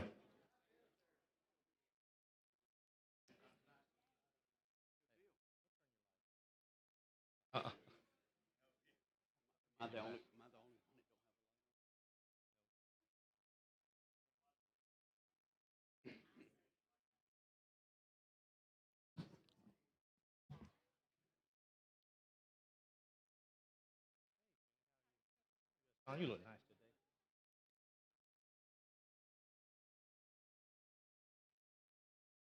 today. Will the gentleman yield? Yes, ma'am. Question. What committee did this bill go through? What committee? What committee? Yes. Education Trust Fund. Education Trust Fund. Okay. And when did you file your bill? I don't have the exact date. It's 360, so it's probably been 3 weeks ago. 3 weeks ago? Okay. Now, I heard you say, but can you just repeat for me? And I'm going to make it clear. I'm a Second Rights Amendment advocate. Can you pull the mic? I have no problems with the Second Amendment, but I do have a question. What is the fiscal note on this bill for not having to pay sales tax on guns during that holiday? I think it's 360,000. Me and Mr. Daniels was just talking about. So that'll be $367,000 coming from. From a $9 billion budget. That's right. We have a $900 billion budget for education. $9 billion. $9 billion for Education Trust Fund. I think that's correct. Something close. Okay, and so we're talking about $367 million from the Education Trust Fund. No, 1,000. 1,000. Okay. Now, let me ask you this: why are you choosing the Education Trust Fund for this bill to come? I'm not taking this money from the budget. This is exempting the taxes, and all sales tax money, most all of it goes to that budget. So this is not pulling money out. It's just exempting a few things that are going in. Such as what? Such as what? Such as firearms and hunting supplies. Okay. Why do you think it's important? And I know this was just asked, but I guess it haven't made the common sense to me yet. Why do you think this is important in this day and time to carry such a bill as this? Well, I live out in the country, right? So we hunt. A lot of people hunt. A lot of people in here hunt. A lot of people buy firearms for self-protection. And we have a lot of tax credits, and this just gives tax credits to people in a different area. Okay. What about groceries? We know we started taking sales tax off of groceries. We're down to 2 cents left. Is that not as important to ensure that we can finish taking off the sales tax off of groceries this session? I think it's important that we have a wide array. Okay, but why would we worry about guns when, I believe you all have a bill coming through saying that we need to take over Montgomery County and Huntsville due to crime? No, ma'am, I think it's not due to crime. I think the bill you're speaking of, if I'm not mistaken, the one that's in the Senate today? Yes, exactly. So that's based on staffing. So I think Montgomery Police Department used to have 400 and almost 500 officers, and now they have like 250 or less. So I think that's based off of the number of officers. It has nothing to do with the crime. But I think it was an issue and concern because you all said due to the crime, we don't have enough officers. Right. So that's why you felt it was time to do that. I'm not real familiar with that bill, but I am aware of it, yes. Okay, so. I think it's important that the police officers reflect the population. I do feel that way. Okay. I'm sure you want your family, if they're out somewhere, I think you want them protected and Well, the I ratio think, for police we to. can talk about that when that bill gets here, but I think we already have a pack intact right now for the county of Montgomery, so I don't see a need for that bill also. But I do have a concern when we always go to our education trust fund, and we can find everything in the world to pull out of the education trust fund. But when it comes to ensuring that our citizens can pay for their groceries, can pay for health care, can pay for prescription over-the-counter medication to live, and other supplies, it seems like we have to put a pause and think about it. I'm just not understanding why we couldn't come as a body to address the essential needs of our citizens in the state of Alabama and the children that education trust fund should be caring for, instead of trying to make sure that we buy guns without paying taxes. Why is that important? Well, different people have different objectives. Different people have different objectives. So it's more, was this bill more important to you? No, ma'am, but it's important to me. So that's what I'm saying. We've reduced taxes. We've done a lot with that, and I'm not pulling money out of the trust fund. I'm simply just reducing the money by that amount that's going in. So the amount may rise up enough that next year we don't even notice this. They may not notice it. That's right. And you have this for how many days? 3 days. 3 days. Friday, Saturday, and Sunday. I'm sorry, what'd you say? Friday, Saturday, and Sunday. I'm just confused. You know, I wish that we had just as much enthusiasm here to let's work on the Education Trust Fund and pulling money or making sure money is not going to be dealt with or handled carefully than we do about guns. And like I said, I have no problems with the Second Amendment, but I do have problems when we're talking about Education Trust Fund and reducing the cost, especially in this climate, reducing the cost to purchase guns. But how have your constituents felt about that? I'm sorry, I didn't hear. How have your constituents felt about that? They like it. They did? The ones I've heard from. How do they feel about the healthcare system? The health care? Yeah. Oh, it's too high. How do they My feel healthcare's too about high. how do they feel about their groceries, purchasing groceries and sales tax? They're too high. They're too high. So what do you think their priorities were, getting taxes off a gun? Well, I can't do anything to lower the price of groceries. You know, we took off the taxes. That's a substantial amount. Well, I guess when you take off the sales tax, the last 2 additional cents, that would be doing something about lowering the price. Yeah, that would be a lot more than $360,000. And you're talking about taking money out of the Education Trust Fund. Now you go from $360,000 to probably $360 million. Okay, but my thing is this: we don't feel as though there's an issue to nibble and dab at the trust fund, instead of tackling those things that are important to the education of our children and our families. Yeah, I support everything that helps children, and I've supported the grocery taxes as well. Do you support the continuing to decrease the sales tax and groceries? I haven't seen the legislation, but I sure would look at it. Oh, it's one filed. Matter of fact, it's HB 336. It's a bill that I filed back in January 27th. So there is a bill filed. It's pending to wait committee, which kind of baffles me that yours moved through so quickly through a committee around the same time that we both filed a bill to give it tax-free off a gun instead of looking at a bill that would continue the 2 cents off of the grocery. Right. Yeah. I can't hear you really. You can't hear me? I can that time. Okay, so what I was saying was we filed I filed a bill to reduce the last 2 cents off of groceries January 27th. That's around the same time that you filed a bill to reduce no sale tax on guns for 3 days. And I think it's amusing that your bill made it through a committee before mine did. Did you hear that? I did. Okay. But I'm not on the committee, so I don't have a response to that. Okay. And Except maybe the amount. the amount? Yeah, you know, 360,000 versus 360 million, something like that. Well, we're talking about what it takes to live and survive. What was the fiscal note on your bill? Do you remember?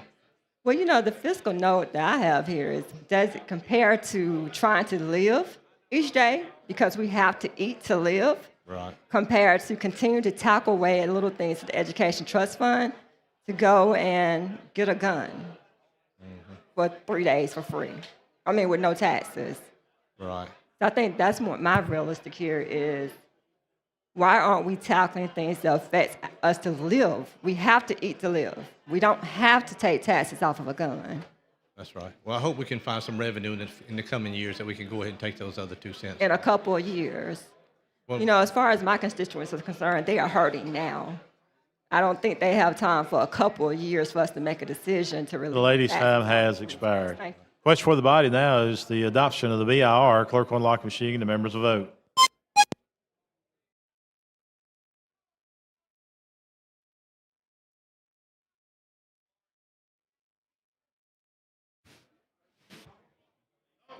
All the members voted. Clerk will lock the machine, record the vote. 74 hours, 27 days. The BR has been adopted. Chairman Sales. Mr. Speaker, no further questions asked for final passage. Chair recognizes the gentleman from Mobile, Next speaker. Mayor Jones.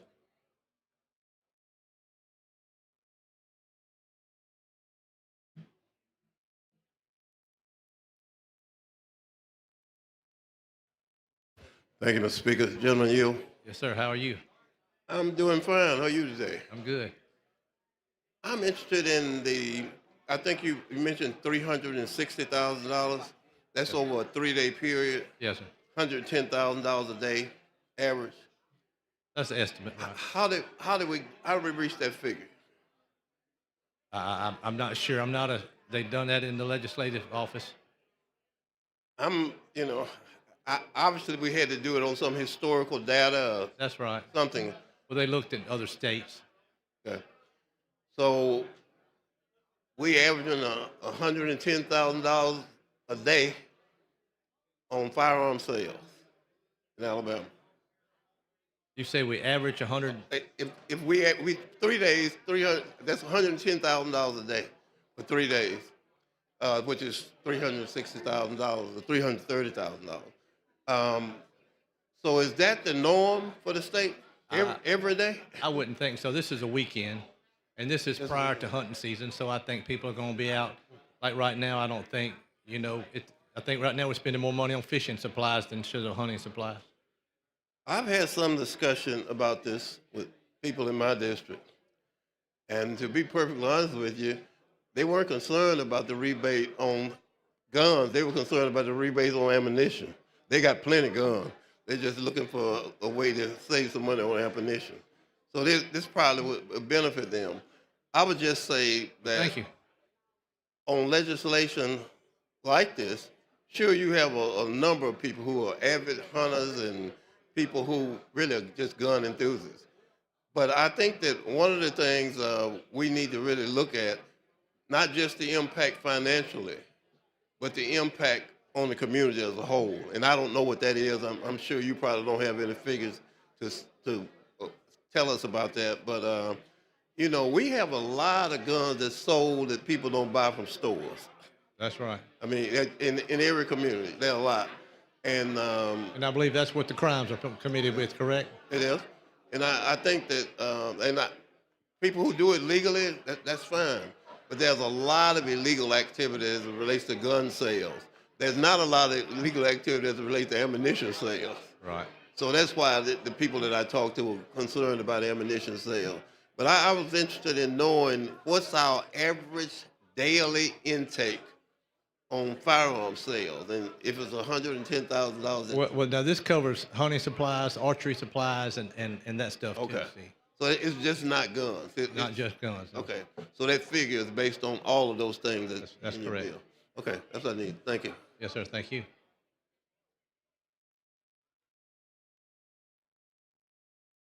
You recognize the gentleman from Montgomery, Representative Ingram.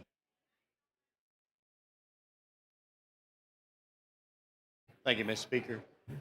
As I hear people debate this bill, it's more reasons to support it. I mean, we want to take our kids hunting, and we can't afford sometimes to pay the taxes on a gun and to buy us a gun and to buy the kids a gun and to buy ammo and all that.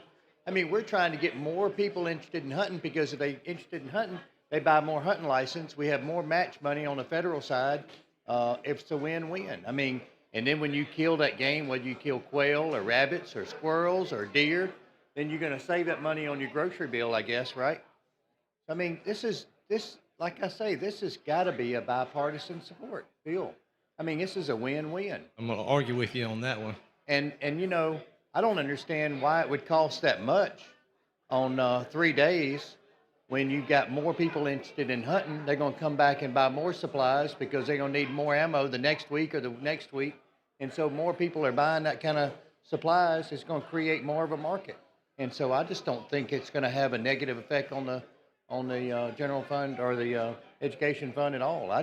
The more I hear the debate, the more Well, you know, you bring up a good point. So hunters do contribute a lot to the state through hunting license. We're trying to get more to come through the and the new state. permitting process. Yeah. That's right. That's right. So I think it's, you know, it brings more money in. I think it's just a good investment. And it's a good bill. Thanks. Thank you. Chair thanks the lady. Chair recognizes the lady from Mobile, Representative Drummond.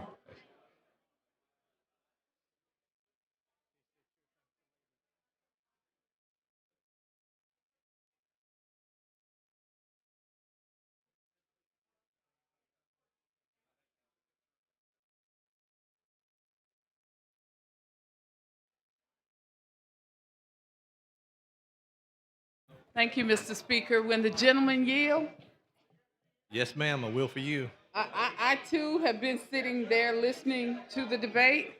What is the average cost of a gun? Average cost. You know, I've got a bunch of guns, but you can probably. Well, buy if you've guns. got a bunch of guns, you know what the You can cost probably- would be. well, I acquired them over the years. I'm an old man, so you know you can probably buy a gun for $100. You can probably buy a gun for $1,000. Who is likely to buy hunting guns? People Hunters, hunt. right? But this is to all guns, right? It is. So why are you including all of the guns if it's some just people- for hunting? Well, a lot of times hunters carry a pistol in the woods with them too in case there's a bear. Well, and it's also for items to store your gun, to keep your gun safe, right?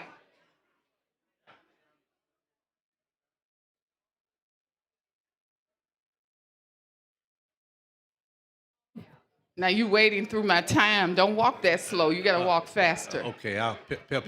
You're my buddy, but you got to walk faster. You won't believe this, but since I've got a case of sciatica come on. Well, let me help you out, because I happen to have gone and look. Not everybody can afford a gun. I am a gun owner. I bought a gun, and I paid over $600 for a gun. And I dare to tell you that many of the guns that are showing up on the streets, and I disagree vehemently with my colleague who got up here and say that this is a bipartisan bill, because it's not a bipartisan bill. Can I interrupt you just a minute? No, let me finish. Okay. You didn't answer me before, so you let me finish, because I went and did some stats. That's not mine, but I did some stats. And when you look at Alabama, I have a safe storage bill. I'm trying to save lives. I'm not there for Bambi or anything that you may hunt. I'm trying to save young people's lives, and I can't get the bill to even get into a committee. And it's not taking away anybody's Second Amendment right. Well, they're but in the important- they're state, important to me, no, too. I got some stats. I did research. I got some stats. In 2024, it was estimated that Alabama had 1,200 deaths. These are young people who died as a result of firearms.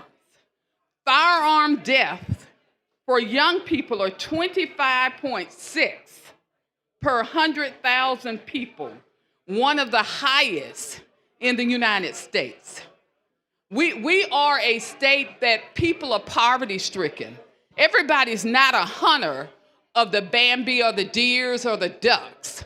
We have people that are dying on the street, and I think they're dying for a number of reasons. I have a problem with the bill, not only because I don't think that you may be responsible, but the average person where these guns, and you said something to me, I called you this weekend and you said, you're talking about illegal guns. At one time they were legal guns, and now they fell into illegal hands, and they're being used for illegal purposes.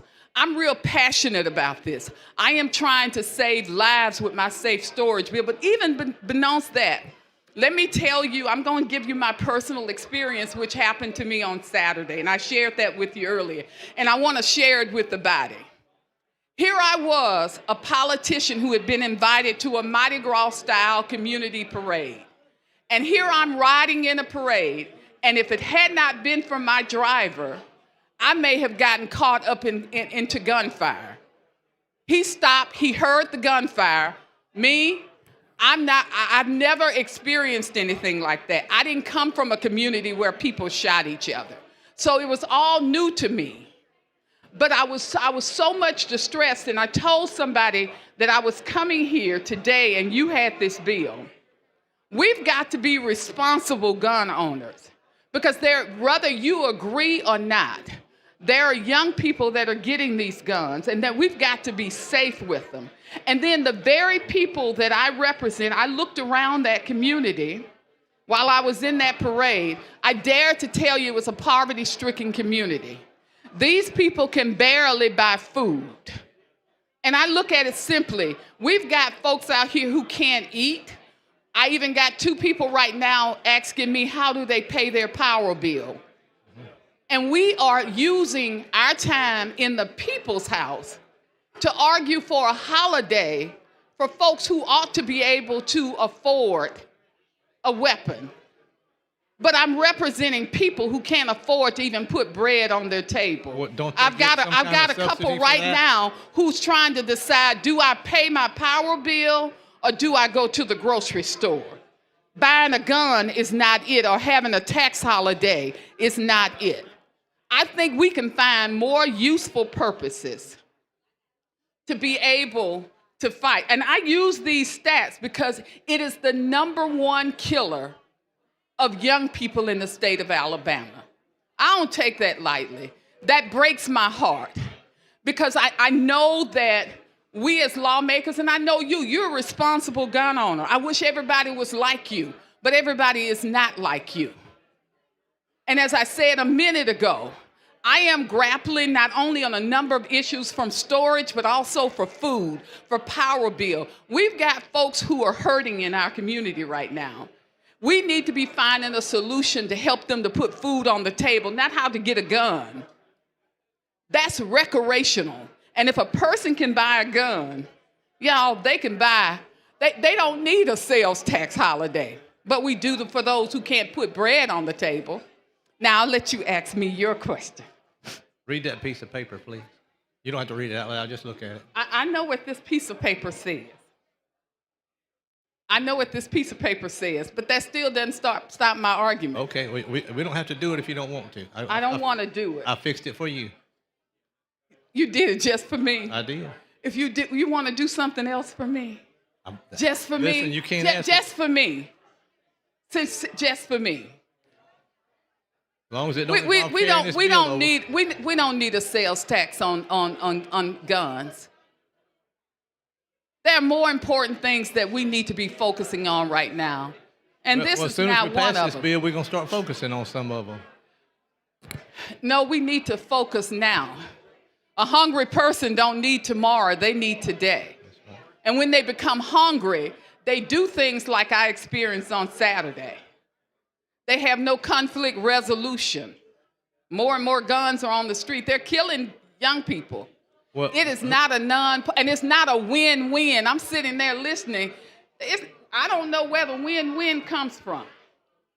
Would you not say we represent different constituents?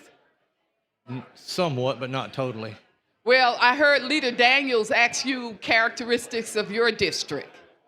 And you know what I'm talking about because you've had some of this happen in your district. Every time there's a gun violence on the streets, every time somebody calls me and say, how do I pay my power bill?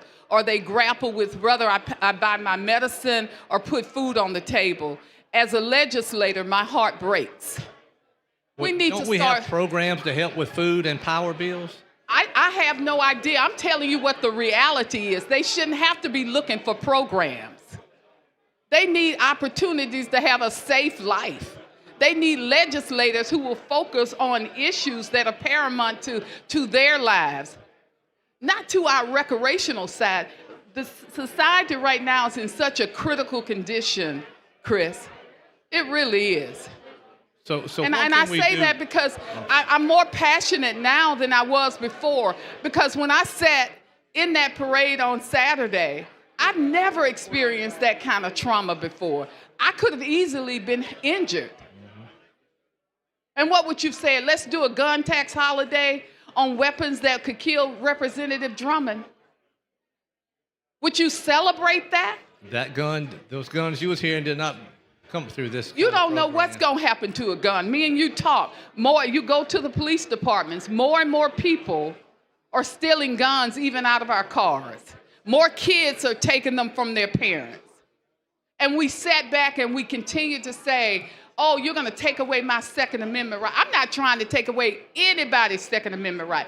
I have a gun. I am a gun owner. When we had to get a permit, I have a permit for my weapon. So do I. But it's mine.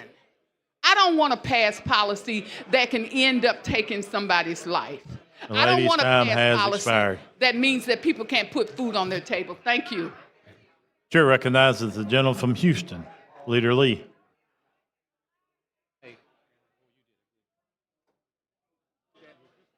I have a motion in writing, Mr. Speaker. Clerk, see the motion.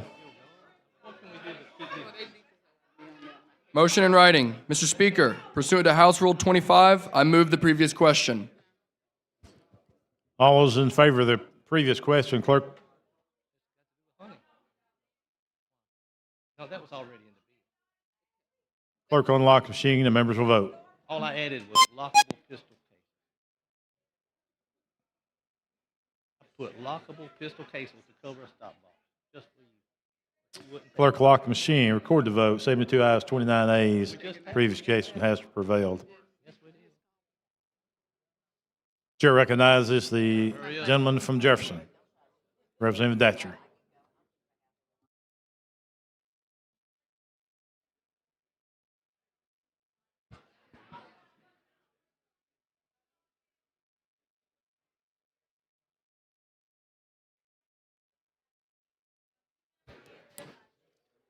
Thank you for recognition. Will the gentleman yield?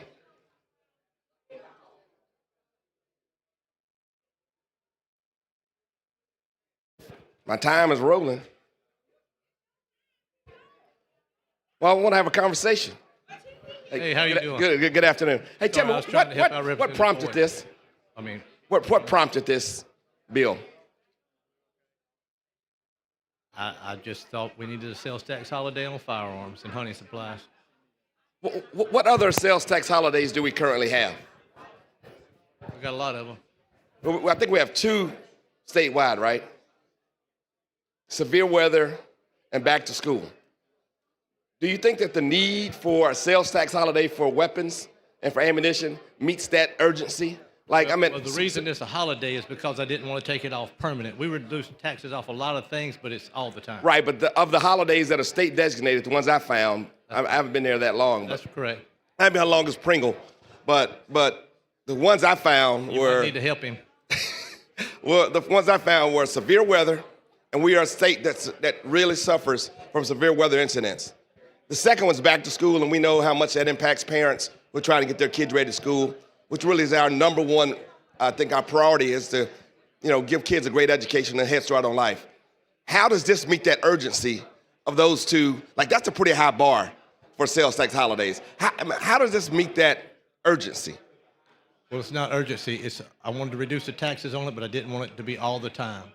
Didn't Right, want it to but be a full-time tax. there's so few of these, right? I mean, we don't do a sales tax holiday for cars, and we need to get to church. We got to get to work. We don't do that for cars. We don't do that for books that our kids can read. We don't have sales tax holidays. I mean, I heard you talking about recreation. I mean, we don't have sales tax holidays for pickleball supplies. I mean, like, what is the urgency of this that gives, that meets that high, which has proven to be a pretty high standard? Well, it's family involvement, self-protection, and stuff like that. We heard before about how many guns get stolen. Well, when a gun gets stolen, you have to replace it. Well, I have ADT at my house, so like that's my protection. I'm just saying there should be a pretty high standard for us to take money from the Education Trust Fund primarily, I think. I don't understand how this meets that standard. Yeah. Well, I think it does. So the goal would be to help folks buy more guns, right? That's the goal. Newer guns? And supplies to buy more guns. That would be the. Do you feel like there's a shortage of weapons? I got a couple. I'm from Harpersville. Vincent Corley, Representative Ellis is my mama's representative. That's where I'm from. I grew up. I know how to hunt, and I'm not really good, not a good shot. So so I need a lot more ammunition because I'm gonna take a lot more shots to get it. But are we seeking to get more weapons into circulation? Because that's the end goal. That's the end impact of this, is that more guns will be bought, more weapons would be available out there. I really don't think if we take 4% off of something, somebody's going to spend money on a gun. So why are we doing it then? So what's the point? If what you're saying is not going to have, you're saying it's not going to have an impact. If you're already purchasing it, it'll give you a break. Well, but what you're pretty much saying is there's not going to be an impact of it. So why are we? We have some really important things that we could be doing here, right? There's some really important things that we can do. For this to be the first bill midway through our session, when we have some real challenges in our state and some real opportunities, and we're not addressing any of them. Like the things that are on this calendar today and the things that are this right here, this is not vital to. This don't create a single job. This does not meet this don't create a stronger communities. None of our priorities are met by doing this first today. I just don't understand it. It could create.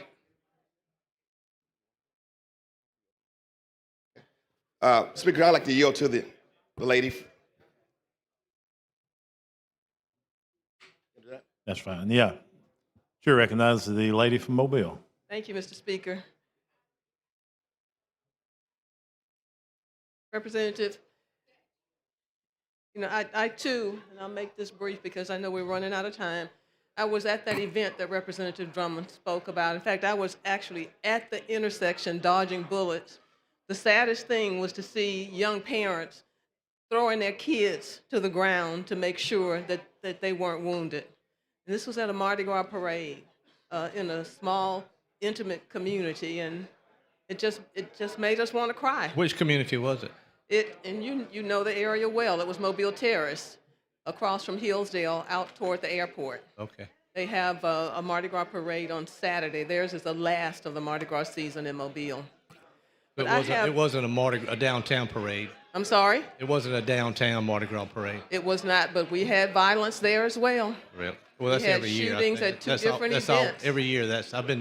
I was there 35 my whole life, and it's always been violence down there of some type. Well, it's time for it to stop. It sure is. And it's senseless, and people are ruining what is otherwise a perfectly wonderful, family-friendly Mardi Gras season. And so I'd like to offer an amendment. No, ma'am, we can't do an amendment now. Not at this point. It's no, too ma'am. late. The bill's been. Yes, ma'am. Thank you, Mr. Speaker. Yes, ma'am. May I give the time back to the? Yes, ma'am. You may. To Senator to Representative Gavan. Thank you. Was that? President Gavan, you're recognized. Thank you, Mr. Speaker. I appreciate the opportunity to listen. I've said time and time again that I don't come down here to ask you people not to do anything. I come down here to reveal what you do. And I think I've done a pretty good job of that for the last 16 years, and I'm going to keep on doing it after May 19. So with that being said, I was thinking about something today, Sales, because we have so many issues going on here in the state of Alabama, and all of my colleagues before me have basically said the same thing over and over and over, and you haven't paid any attention. But I tried to tell a couple of them last week that once the first letter in writing came, they were going to start. So I guess we're in that season now, to where we are shut down for a friendly debate. But that's okay, because, you know, I'm reminded of some words that I posted on my page just this morning on my social media page. Stop chasing people who are leaving. Stop chasing people who don't get it. Let them go. Stop chasing people who are leaving. Stop chasing people. Sure. And the reason I say that is that when we come here and we have these debates and the minds are already made up, and that's why I don't come to say what to stop you or anybody from doing anything. I don't even try. I think it's a waste of time. I think we come down here and we let the world know, when we are lucky enough to get a sound bite, the injustice and the ridiculousness and the foolery that goes on in his bill. That's why I can't wait for the State of the Union tonight. I can't wait. As a matter of fact, I can't wait to do my live. You know, I have a very popular live and a very popular podcast. One of the highest viewed podcasts, really, I know it's certainly in and around Birmingham area. Wonderland G Studio Podcast. And of course, my Facebook page, and that's why I'm fine without being able to be posted on certain other pages around here, because I got my own. And I have my own audience. But my thing is simple. You know, you all pass these bills, and ultimately the benefit is only for a group, for your people, for people who look like you. You know, I watched the pictures the other day of Tuberville, of Tubby. I call him TT Tubbyville.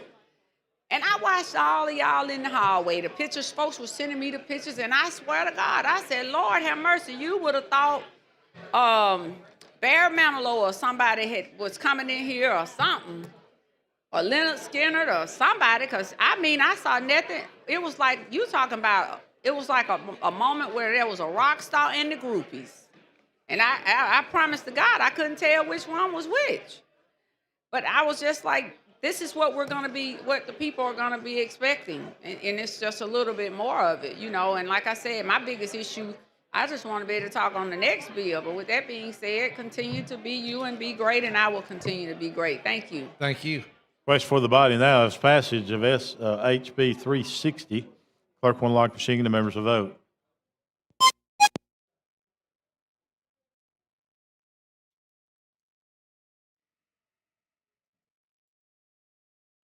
Clerk will lock the machine, record the vote. 73 ayes, 29 nays.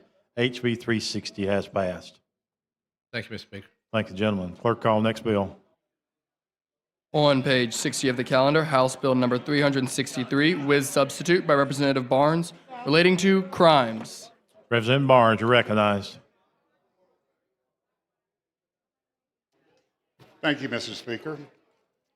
I'm bringing House Bill 363. I'm ready to explain. Okay. This is a religious protection bill that protects all religions, not just churches, synagogues, mosques, etc. And that's a very narrowly tailored, narrowly scoped bill.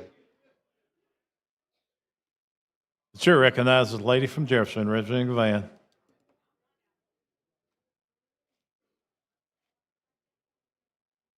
Thank you, Mr. Speaker. Listen, I've been waiting on this bill. I want all y'all good Republicans in here to start watching Fox News. Because y'all have sat up there and literally watched Fox News and then decided to come back here to the great state of Alabama and to present this bill for sponsorship, and now we are here. My whole thought process on it is simple. Again, I'm not here to beg you not to do something your mind made up. I can't stop you anyway. I'm here to reveal what you're doing. At the end of the day, my question to you, Mr. Barnes. Now, you're the same Mr. Barnes who needed folks to come back in this chamber for to amend whatever it was, one of your very first bills, and now you up here bringing this bill. I knew they were going to get you indoctrinated. It don't take long down here. When the ones I think walk in the door, I said, got him, got him, got him. I need to talk to your wife. But help me understand this bill. Okay. I'm a little slow, but I'm sure at times. That's all right. That's all right. So tell me about this bill. Well, I happened to prepare you just in case this came up. This tells you all about the bill. Wait a minute. Oh, you. Yeah. Why, God, Mr. Speaker know he got y'all together down here. Okay, come on. All right, come on. I ain't mad at you now. I like when you be able to get up here and at least speak intelligent on stuff. That's how we ought to do. Be able to come here and speak and ask questions without being punished, penalized, beaten, or lynched. I agree. So with that being said, my question to you though is simple. First of all, have you ever been to a black church? I have. And have you ever been there when the Spirit was moving? Yeah, Spirit moves all the time. No, it don't move all the time. No, sir. It don't move all the time. It It does in the ones don't I've been move. to. No, I can't agree with you on that. It don't move all the time now. I can tell you that. And I am a church girl, but it don't move all the time. Okay. But have you ever been in the church where the folks were shouting hallelujah, thank you, Jesus, praise the Lord? All the Oh, time. glory, falling out in the middle of the floor, running around the building, speaking in tongues, and all of that. But I guess my question to you is simple. Define the communication. What makes the communication such a harassment that it would warrant that we need to sponsor a bill if someone goes into a church? Because basically what you're saying is that if I go into a church and I begin to be disruptive, or I begin to protest a certain issue in the church, the pastor preacher could say that I am in violation of the law, unintended consequences. How do we determine whether or not someone literally walking into a church is being disruptive for the purpose of protest? Because there could be someone that may not like you. And I've seen that happen. I've seen it happen at church meetings. I've seen it happen at different church board meetings. So my question to you is, how does this communication get to a point that it meets the standards or the elements for a harassment or harassing communication? And how do we, or disruptive behavior? Sometimes disruption can be, it's like art. It's a matter of interpretation. Because what I may deem disruptive, and these are points that have been argued throughout the Constitution of the United States when there have been, when folks would yell riot in the movie theaters. So tell me what would make the speech or action so disruptive that we need a law in order to stop someone from going in a church or even being with a group. Because this could impact someone who is literally in the group with someone who has gone into a church. We saw it with Don Lemon. Don Lemon walked into the church in Minnesota. He wasn't disruptive. He didn't raise his voice. He went in there only for the purpose of being what he is, a journalist.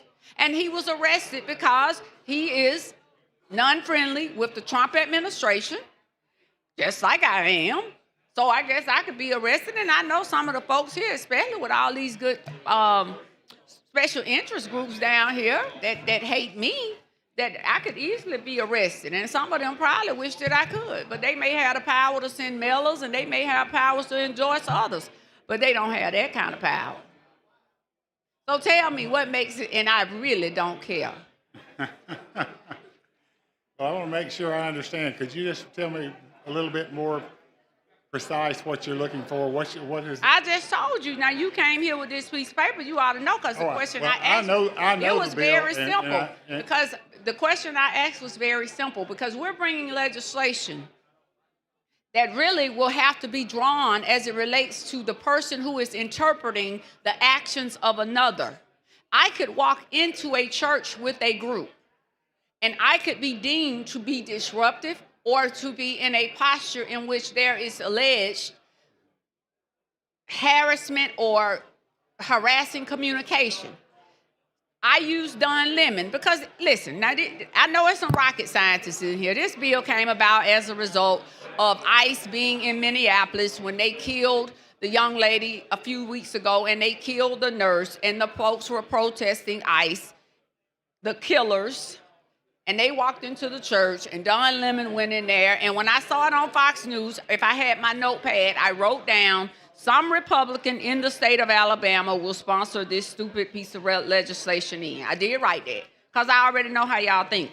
And so with that being said, again, he was arrested for being in a group. He wasn't disruptive. He even said a number of times that he was there for the purpose of being a journalist. So does this mean any person in the media, any person that is a journalist, that is a writer, that walks in to a church setting with a group of individuals who are protesting, that they could be arrested also? Because if that is the case, that is truly a stripping and violation of a person's First Amendment right to peaceful protest.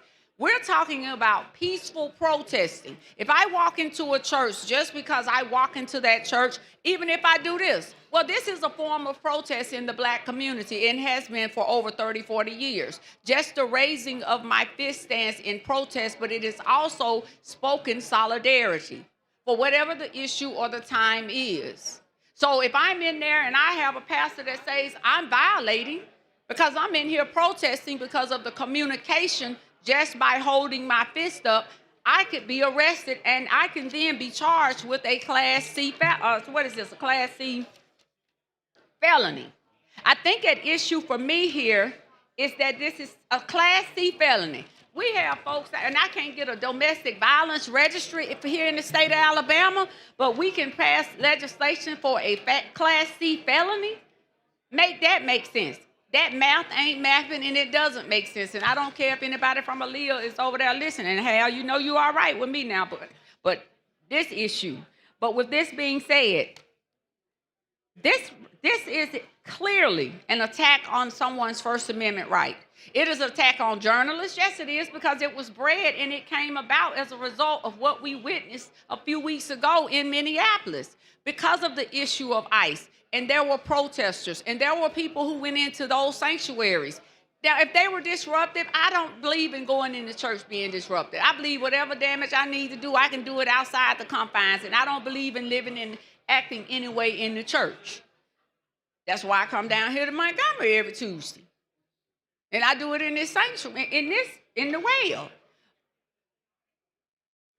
But with that being said, this is an attack on journalists. It is an attack on the First Amendment right to peacefully protest. It is an attack on those who may be writers, because at the end of the day, if I am standing in that sanctuary, if I am there as an observer, where are the protections for those who are simply observing when they are in the place or in the space with those that may be protesting? How does this bill ensure that those unintended consequences are not placed on those innocent bystanders who just may be in the building with them? How do you pick? How do you pick out of 10?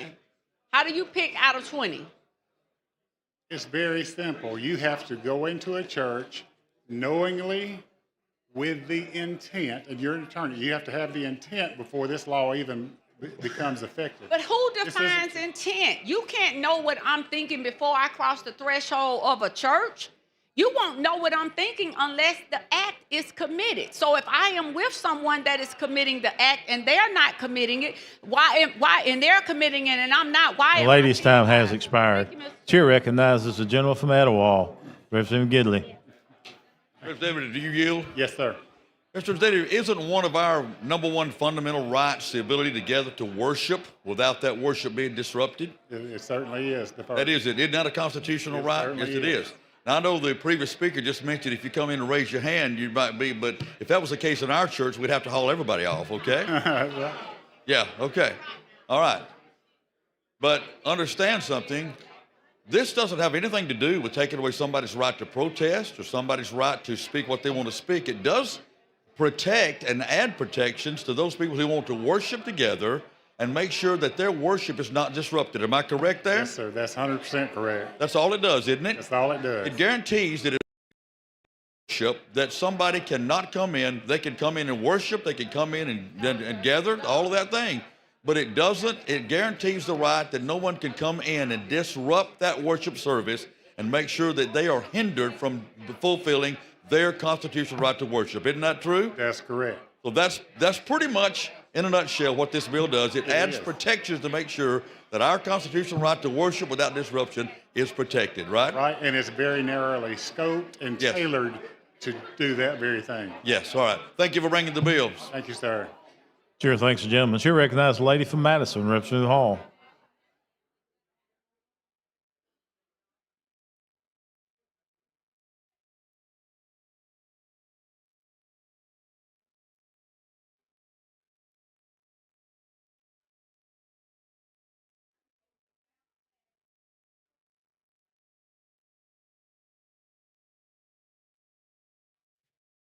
Thank you, Mr. Speaker. Would the gentleman yield? Yes, ma'am. Could you enlighten me or help me to understand? I understand the comments that were just made by the legislator just before me, trying to clarify why you're doing this. Could you help me to understand why we feel this is necessary? Is it based on the media approach, or is it? Tell me, how did we decide this was necessary? Because the climate of the country against churches, every church that I know of now almost has armed members to protect the church. Now, That's where stop we right have there. gotten to that point. Now, you're right. But did that come about? Why did that? What caused that to come about? What caused what to Right. this bill? No. You're saying every church has security, has all of this. That didn't just start. A lot of that happened with church shootings. Start with what? Church shootings. Exactly. It did. But this is not about church shooting. That's right. This is about church shootings has nothing to do with it. And so you're saying it started because of that. No, ma'am, I didn't say that. Oh, what did you say? Make sure I'm I'm understanding. Yeah, there's a lot of things cumulatively that came into You're this speaking bill. to the mic, so I'm having trouble. Cumulatively, a lot of things cumulatively at the broad spectrum came into this to come up with one bill, and most of it is riot. This is a very narrowly scoped bill. This is not for the church. So would you members. tell me what are those things that came to mind that would put us at the point where you think this bill is necessary? Because we need church protection and the property of church people. We need church protection. And But you religious protection. okay, but you just said most of the churches today, because of shootings in the church, already have protection. So you're saying This is the law. This is not someone there with a gun. This is a law to protect them. to protect who? The church? Yes, and the members. In what way? To keep rioters, people who intentionally come in with the intent to riot, cause harm, harass, distract, issues like that. So we are having that problem in Alabama today? This is a preemptive bill. This is to keep something from like this happening, and it's also putting on notice anyone that would do this so they know what the consequences are going to be. And so the consequences are, what are the consequences of someone doing the things that you think are out of order in the church? Yes, it's a Class C felony. And what does a Class C felony do for an individual? Gives you a year and a day to 10 years. Okay. If you're found guilty. Now, here again, intent, knowingly and entering, there's a lot of elements here to protect someone. If you cross all of these thresholds to get to the point where you're charged, you've probably been extremely violent, I would think, or had the potential of being that way. You don't think that there are laws, that we already have laws that would take care of this issue? If you really thought that was happening and somebody's going into the church to be disrupted, you don't think we already have laws to address that issue? Not to this degree. And the degree is to what? Are you aware that the misdemeanor charge, I think it is, what do you tell me the charge was? Oh, a Class C felony? That an individual that you're saying that this is such a major issue here that someone that would come into a church that they would be guilty of a Class C felony if they violated this section. That's correct. You have to come in with- What does that do to voting rights for that individual? If they're convicted of a Class C felony, they can get them reinstated. They lose them, but they have the capability of getting them reinstated. And so what are you proposing that you do for that? Well, that's outside the scope of my bill, and my bill is very narrowly tailored to do one thing, and that's protect the church and the different religion. But you've already told me the churches are protected today. They have people, security with guns and et cetera, already in existence. Most churches, even the church that I attend, has a security system, has a group of individuals who are responsible for making sure that when service is going on, that the doors are secured, that people that enter they are screening or seeing who those individuals are, if they recognize them. And so you don't think that's adequate? This just adds a different layer of protection if they do this to keep someone from having to use a firearm. If they go in and start harassing a person and causing the disruption to keep a firearm from maybe having to be used. But have we had any incidents like that in Alabama? Are you aware of any? This is preemptive. No, I'm saying, but I'm looking for, generally we respond to stuff but have we had incidents in Alabama? Now, I do know, I read the story, I saw the story where the two reporters were reporting on an incident in a church where there was demonstration going on. But I have not seen or heard of anything in the state of Alabama to reach that level. Matter of fact, I haven't heard of anything anywhere other than in Minnesota where this has happened.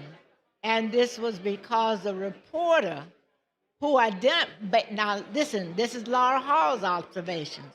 Yes, ma'am. The reporter announced as he was in the service, I am reporting on whatever the activities that were going on. Now, I did not see that as being disruptive, and certainly to the point that he or she should be losing their right to vote. But you're saying, do you know what the penalty was for that young man in Minnesota? I don't. Can you help me to understand why we use this penalty versus something lesser? Why do we use this penalty? What now? An individual who violates this section would be guilty of a Class C felony. Why did we choose a Class C felony versus a misdemeanor, et cetera, et We cetera? want to send a crystal clear message that will not be tolerated. That would not be tolerated. That's correct. It will not be tolerated in this state. Okay, so we won't have it. We'll not tolerate that in the state. So we're going to give sales, tax-free sales, free sales tax on arms. Ma'am, Not that's going to out of my tolerate that. No. That's out of the scope of my bill. Mine is very narrowly tailored. I'm just processing Yes, ma'am. what You we're go doing. ahead, I'll let you. Okay, thank you. So I said, so the last bill that we had, the first bill that we had dealt with, we were removing the sales tax from firearms. Okay, so now we've done that. Today, we're going to say that an individual that come into the church setting, that we're going to give them one of the strongest penalties we can if we feel they were disruptive. Now, I grew up in an environment. Are you familiar with Pentecostal holiness churches? I am. And so, if I happen to come to your church, which is not a Pentecostal church, and I get happy, could I then be charged with being disruptive? No, ma'am, because this bill is very narrowly tailored. You have to go in with the intent to disrupt. I didn't intend to get happy at your church, but I did. Okay? I'm not making it an intent. You know, the Spirit just comes over me, and all of a sudden I just shout it all over the floor, knocks folks out. You know, some people get happy. Now, my godmother used to say, the Lord didn't make you stupid when you got happy, that you ought not to run over people and knock them out. But in some places, that may happen. So if I happen to get happy and they just start shouting and yelling and hitting people, and you're not used to that, is it possible that I would then be charged with being disruptive? No, ma'am, because you didn't go in there with the intent to do that. I didn't go in there with the intent to get happy. Well, getting happy and going in with the intent to That means I didn't expect much from your church if I didn't intend to be happy at some point.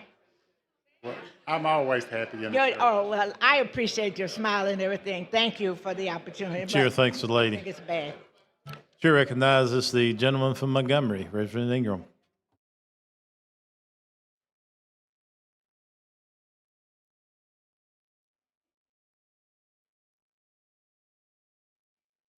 Gentlemen, yield. Thank you, Mr. Yes, Speaker. sir. Yes, sir. This is a great bill, and it's taken a proactive approach. You know, Yes, sir. who would it be up to if they decided to press charges? It'd be up to the body of the pastor, not anybody else. Not anybody jump up and That's a cor- member. or that's somebody. correct. It had to come from a member. And this is, you know, we've had an incident with a lot of people at an AME church that were shot in a church, and that person was being, you know, racist, I think, and coming into the church. Mm-hmm. And, you know, if we have an incident and we just kick them out and they come back more angry, you know, they weren't punished, there weren't any consequences. And I think there's got to be consequences these days. I mean, we've got a lot more mental health out there, and there's a lot more issues, and I appreciate you bringing the bill. Well, thank you, sir. I appreciate it. Question for the body is the adoption of the BIR. Clerk unlock machine. The members will vote.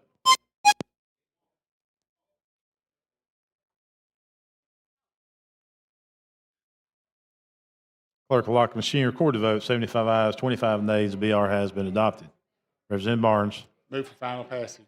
I see you got a substitute. Oh, well, the substitute, they ended up making the substitute. We had an amendment, and they made this back and incorporated it into one substitute. Okay. Explain your sub, please. Well, this originally had a 5-year penalty for the second offense. And we took that off the table so it would only be a Class C felony regardless of the amount of times that it happened.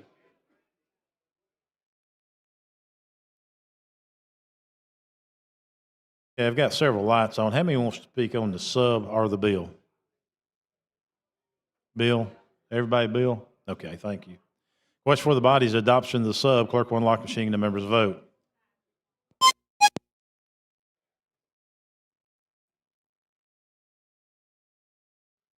Clerk will lock machine. Record the vote. 75 ayes, 21 nays.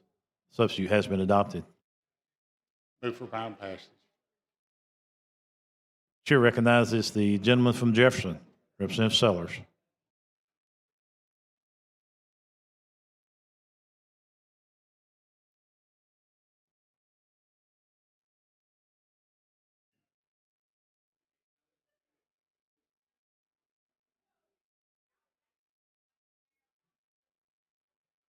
Thank you, Mr. Speaker. Will the gentleman yield? Yes, sir.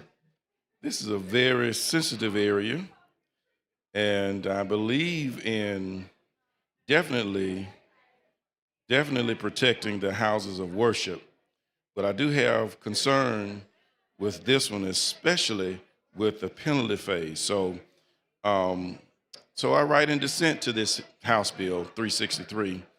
It's a bill that would establish a new criminal offense of disruption of worship service and impose a Class C felony penalty for individuals who enter a church or religious property with the intent to disrupt worship and subsequently engage in conduct defined under the bill.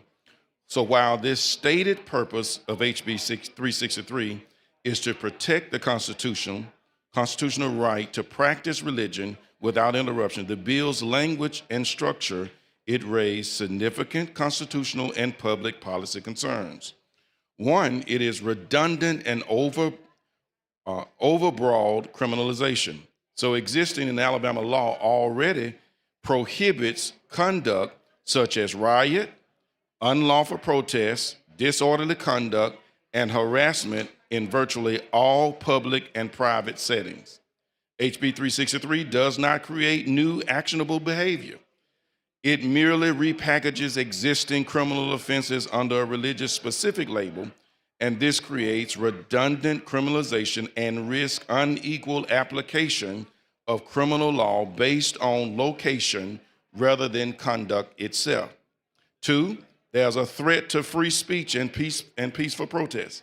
So the bill's definition lack clear safeguards for peaceful, nonviolent expression near religious institutions, including protests or vigils that do not interfere with ingress or egress or worship. So by allowing intent to disrupt worship to serve as a basis for felony charges, HB 363 could shield protected speech if individuals speak or demonstrate in their houses of worship without engaging in unlawful conduct. So without clear constitutional benchmarks, enforcement could infringe on fundamental First Amendment rights. Thirdly, selective protection creates unequal legal standards. So HB 363 elevates protection for places of worship above other locations where similar disruptions occur, i.e. schools, civic events, funeral services. This unequitable elevation of religious settings in the criminal code risks privileging certain assemblies over others, raising questions under both state and federal constitutional principles of equal protection. 4, disproportionate penalties without due process safeguards.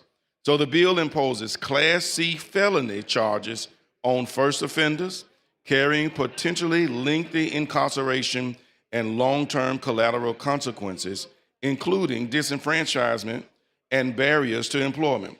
So this broad application risks punishing behaviors that under current law would be addressed by misdemeanor or civil penalties, raising concerns about justice proportionately.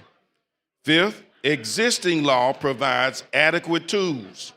Law enforcement already has the authority to address unlawful conduct within places of worship using current statutes of trespass, disorderly conduct, harassment, obstruction, and riot, strengthening enforcement of these existing laws and providing training on de-escalation and rights protection would further the bill's goals without expanding criminal exposure. So while the protections of religious worship is a legitimate public interest, this HB 363 approach, it fails to strike an appropriate balance between safeguarding constitutional liberties and ensuring public order. It creates overly broad felony exposure. It grants unequal protection to specific settings and risks infringing on free speech and peaceful assembly. So for these reasons, I have to respectfully oppose HB 363, and I urge you to reconsider a more narrowly tailored approach that protects worship without overreach. Thank you. Chair recognizes the gentleman from Houston, Chairman Lee.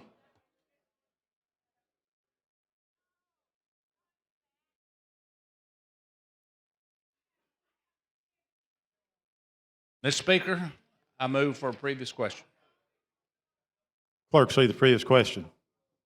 Motion in writing. Mr. Speaker, I move the previous question. Question for the body is the previous question. Clerk will unlock the machine and the members will vote.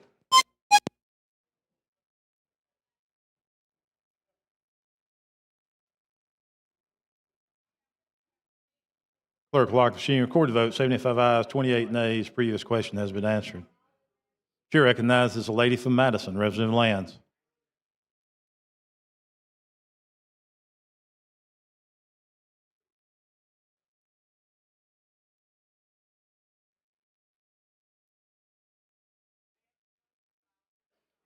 Thank you, Mr. Speaker. Representative Barnes, do you yield? Yes, ma'am. Thank you. So the bill is, as I understand, preventive in nature. Yes, ma'am. So we're anticipating that something of this nature might occur in the future, and we want it to be a felony penalty. Am I correct in that? You are. So, and I'm sorry I didn't get to speak on the previous bill, but I keep coming back to my disappointment that we seem to introduce bills that don't really move Alabama forward. We have real issues in this state that require real solutions. And we have the opportunity to offer legislation that really helps move our people forward. Alabama is a poor state.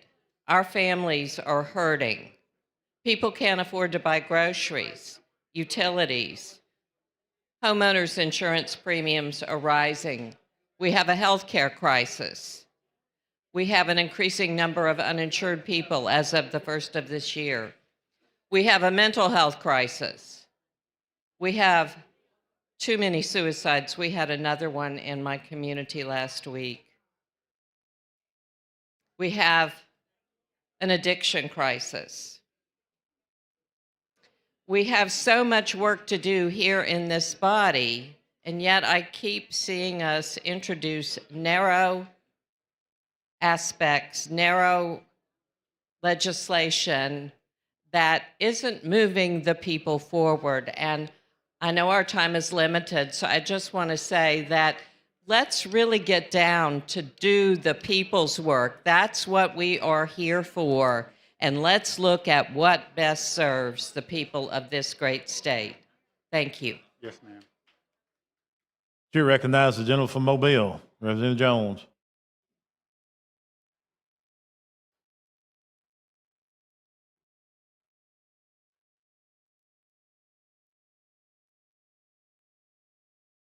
Gentleman Yale. Yes, sir. I want to just raise the question of intent. What would be the method of determining intent?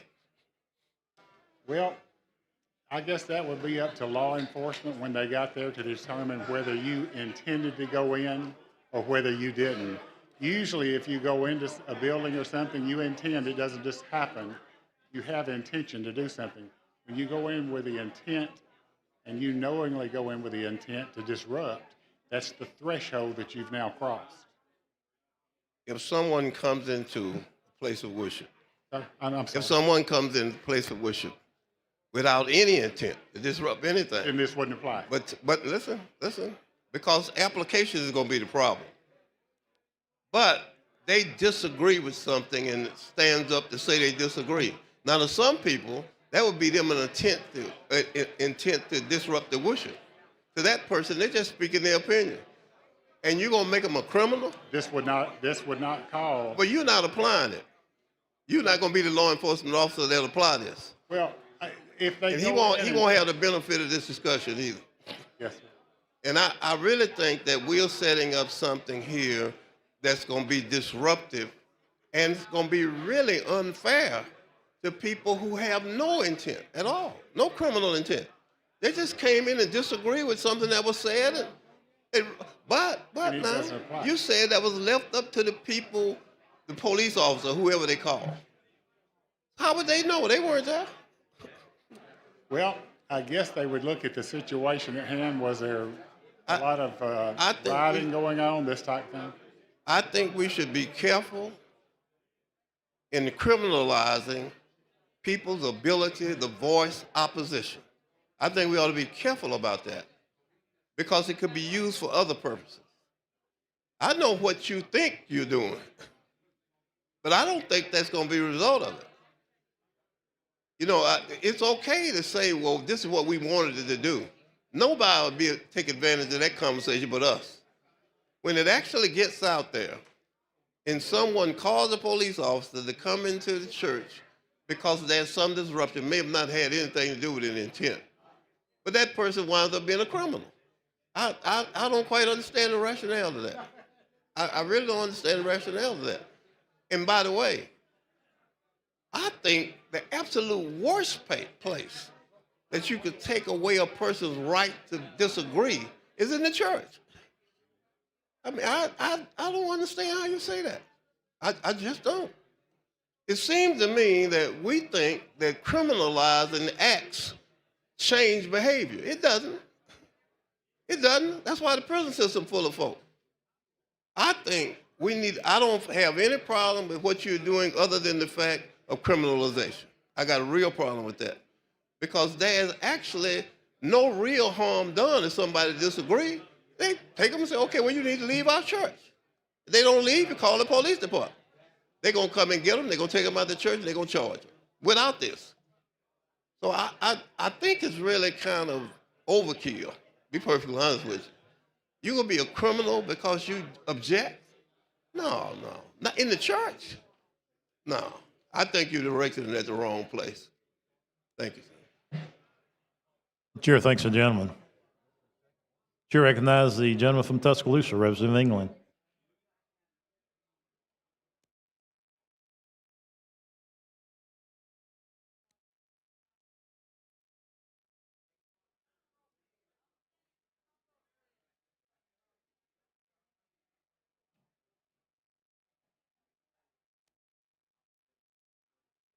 Thank you for the recognition. Don't have but a few minutes, but under this particular piece of legislation, when Jesus went in there and flipped over some tables, he would have been a Class C felon. We're not talking about Jesus. He would have been incarcerated under this bill. Hey, if Jesus comes in and flips something over in the church, I don't have a problem with that because we're doing something bad wrong. Well, y'all would have put Jesus in prison. Lord have mercy.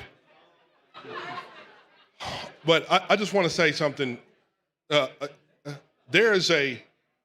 wish that every session when we organize that the speaker would have somebody come in here and teach us a class on how criminal law works.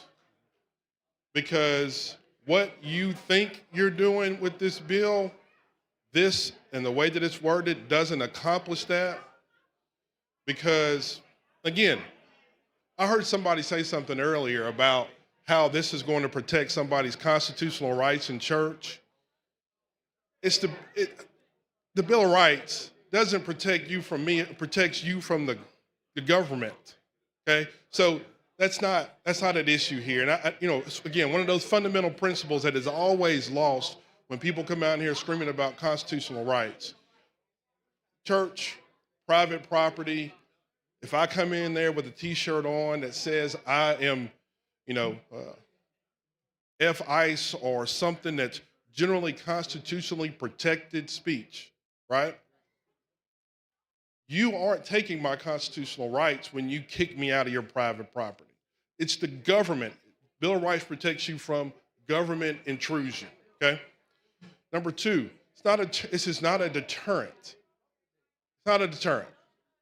Because what happens when you charge somebody with a Class C felony, it means that before a person can be arrested, you have to go present that to a grand jury. You have to get a warrant. There's no warrantless exception for disorderly conduct in a church, okay? So the likelihood is that no one will ever be arrested for this offense. It will never happen. And I hope it doesn't. But even if some of the most extreme circumstances occur, the likelihood is that it'll never, arrest under this situation will never occur. This is a bill that creates a problem that is, or a solution that's desperately searching for a problem, desperately.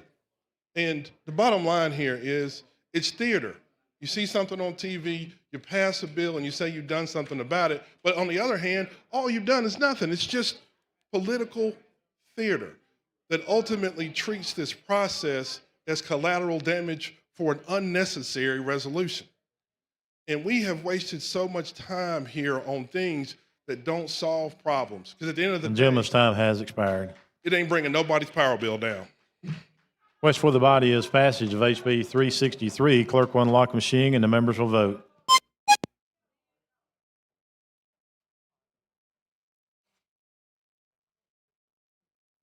Clerk will lock machine, record the vote, 75 ayes, 27 nays. HB 363 has passed. Thank the gentleman. Clerk, call next bill. On page 31 of the calendar, House Bill number 8 by Representative Gidley relating to campus chaplains. Representative Gidley, you're recognized. Thank you, Mr. Speaker. Members of the House, this is the school chaplains bill. It's the exact same bill that we had last year that we passed out of this House.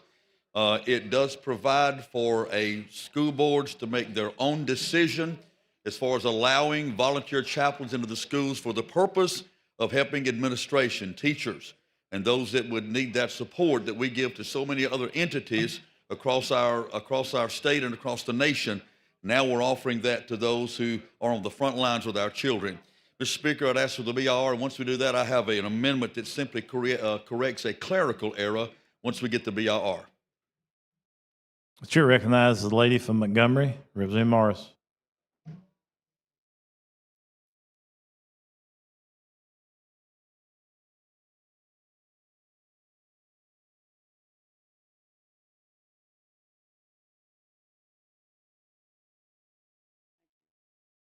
The gentleman here. Yes, ma'am.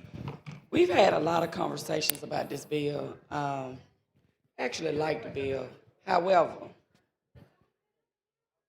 I'm just having a hard time today with everything that's actually taking place. So can you just give me something, tell me something about this bill? What does your bill do? Well, basically, Representative, this bill offers support to teachers, and of course, if they chose to, could bring them to administrators, and doesn't focus on students, to give them the emotional and even if the right setting, spiritual support for those who are going through tough times or maybe need that support. These are volunteer. Once again, we stress that the boards of education are not required to put this in place. They have to make a decision, but it's their decision whether they put this in place or not. So basically, it's offering that support for those who are on the front line with our kids, just like we offer it to our law enforcement, military, and those kind of things as well. These, in this bill here, these they're volunteer, no cost to the school or to the state. They also have to be from a recognized chaplaincy program. In other words, they can't just walk in off the street or be a youth pastor or whatever. These must have a recognized credentials that qualifies them to be a chaplain and to offer those emotional support. And it's just important, I think, that we offer that to those. As a matter of fact, I received a text from a superintendent just yesterday talking about the fact that he's had 2 of his people that have lost family members just as recent that could use some very good emotional, helpful support. This would be a tool to allow that to happen. And many times when they would not go to an administrator or a peer, but yet would seek out this as far as helping guide them through tough times. Just giving them what we give to so many other entities across our state. Okay, so when we first had this discussion about this bill, my voice a little raspy, been fussing all night. So, but when we first talked about this bill, I gave you a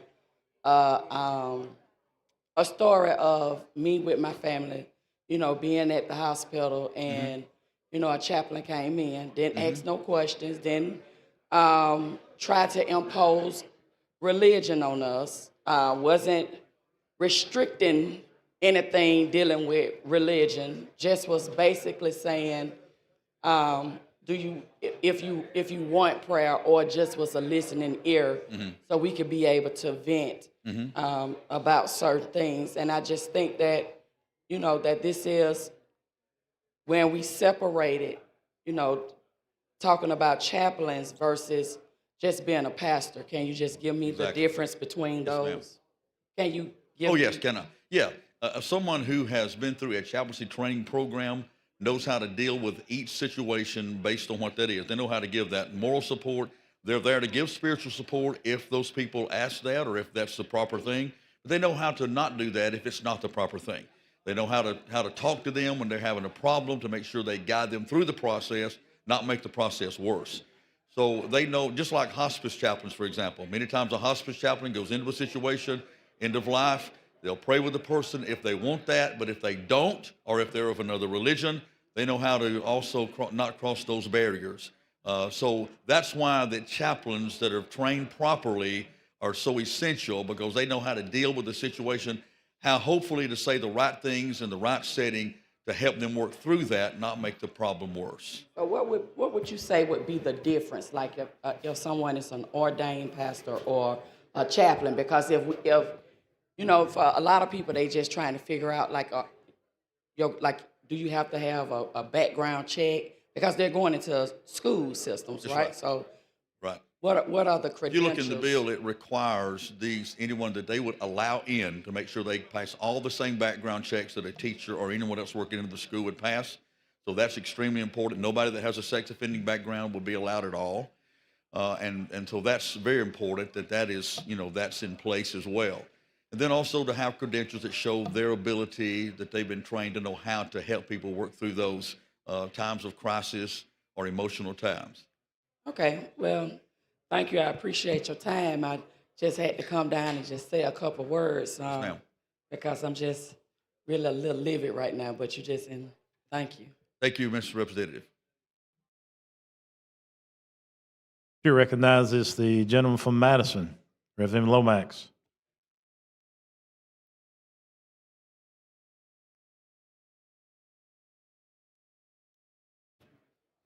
Would the gentleman yield? Yes, sir. Look, I appreciate this bill. I think it's going to bring a lot to our schools. The fact that we're able to practice our faith. And I think the fact that we're going to have people that are there to take care of the faith of those students. So I appreciate you bringing it. Looking forward to it passing out of this body. Thank you. Chair thanks the gentleman. Chair recognizes the lady from Jefferson, President Hollis.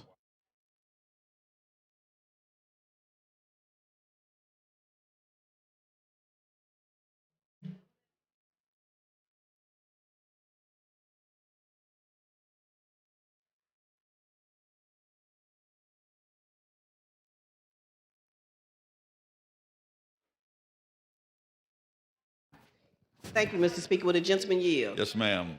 Representative, I have been working with you on this bill for almost 3 years Yes, now. ma'am. And what I want to make clear, because I'm listening to everyone, this bill has nothing to do with the students. That's correct. Correct? That's correct. Nothing to do with students. Correct. This bill is for teachers and staff. Because so many of our kids get killed in school.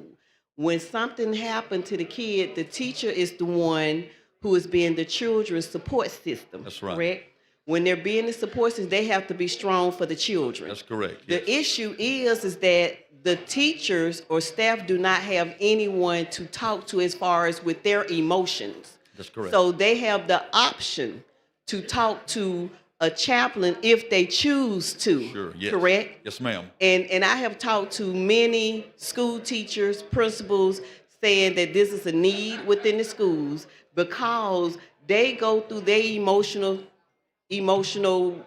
Yes, ma'am. stuff too. Exactly. And they take it home and it's a burden upon their family because they're going through, because they have no one to talk to. So basically, it's for teachers and staff, That's correct. not children. That is correct. That is correct. And, And thank I- you, Representative. And let me just say, I can share, won't openly, but I can share several instances that I'm personally aware of where people left the teaching profession because of a traumatic situation that they had happen inside the school. Had we had a chaplain in place that they could have accessed, not at any cost to them at all, but they could access to talk to and work through that, it may have saved some teachers and administrators in our school system. Oh, absolutely. I've heard all type of communications from students, from teachers on this particular topic. But I want to thank you for keeping up the good fight and continuing on with this bill because it is needed within our schools for teachers and staff, Yes, ma'am. not children. Correct. Yes, Thank ma'am. you. Thank you, Representative. Chair thanks the lady. Chair recognizes the gentleman from Jefferson, Representative Garrett.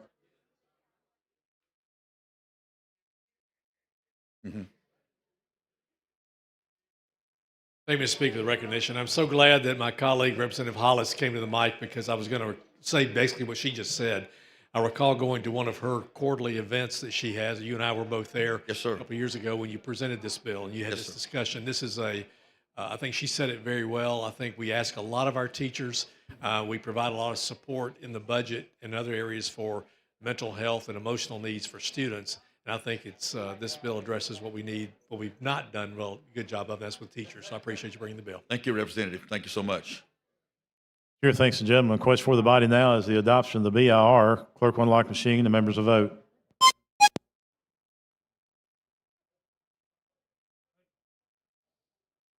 Clerk will lock the machine. Record the votes. 93 ayes, 4 nays. BR has been adopted. Mr. Chair, we have a amendment. It's basically a clerical thing. When I refiled this bill last year, we didn't change the date for the effectiveness. So all it does is changes that date from 25-26 school year to 26-27 school year. Clerk, see the amendment. Clerical error. Amendment 2, House Bill number 8 by Representative Gidley. Yeah, you've heard the gentleman's explanation of the amendment. Bill? Okay. Clerk, unlock machine. The members will vote.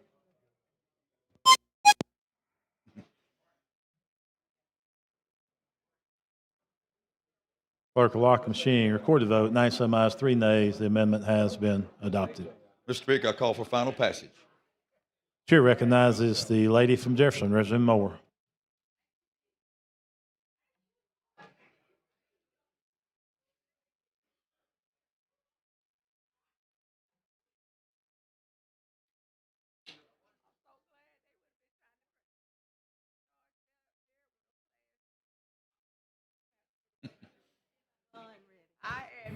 Thank you, Mr. Speaker. You know, my light's been on for quite some time today.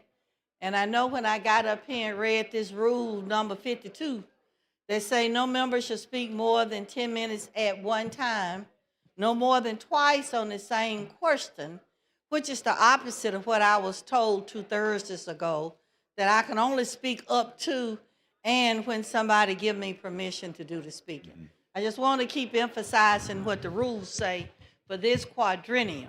The other thing that I want to say is that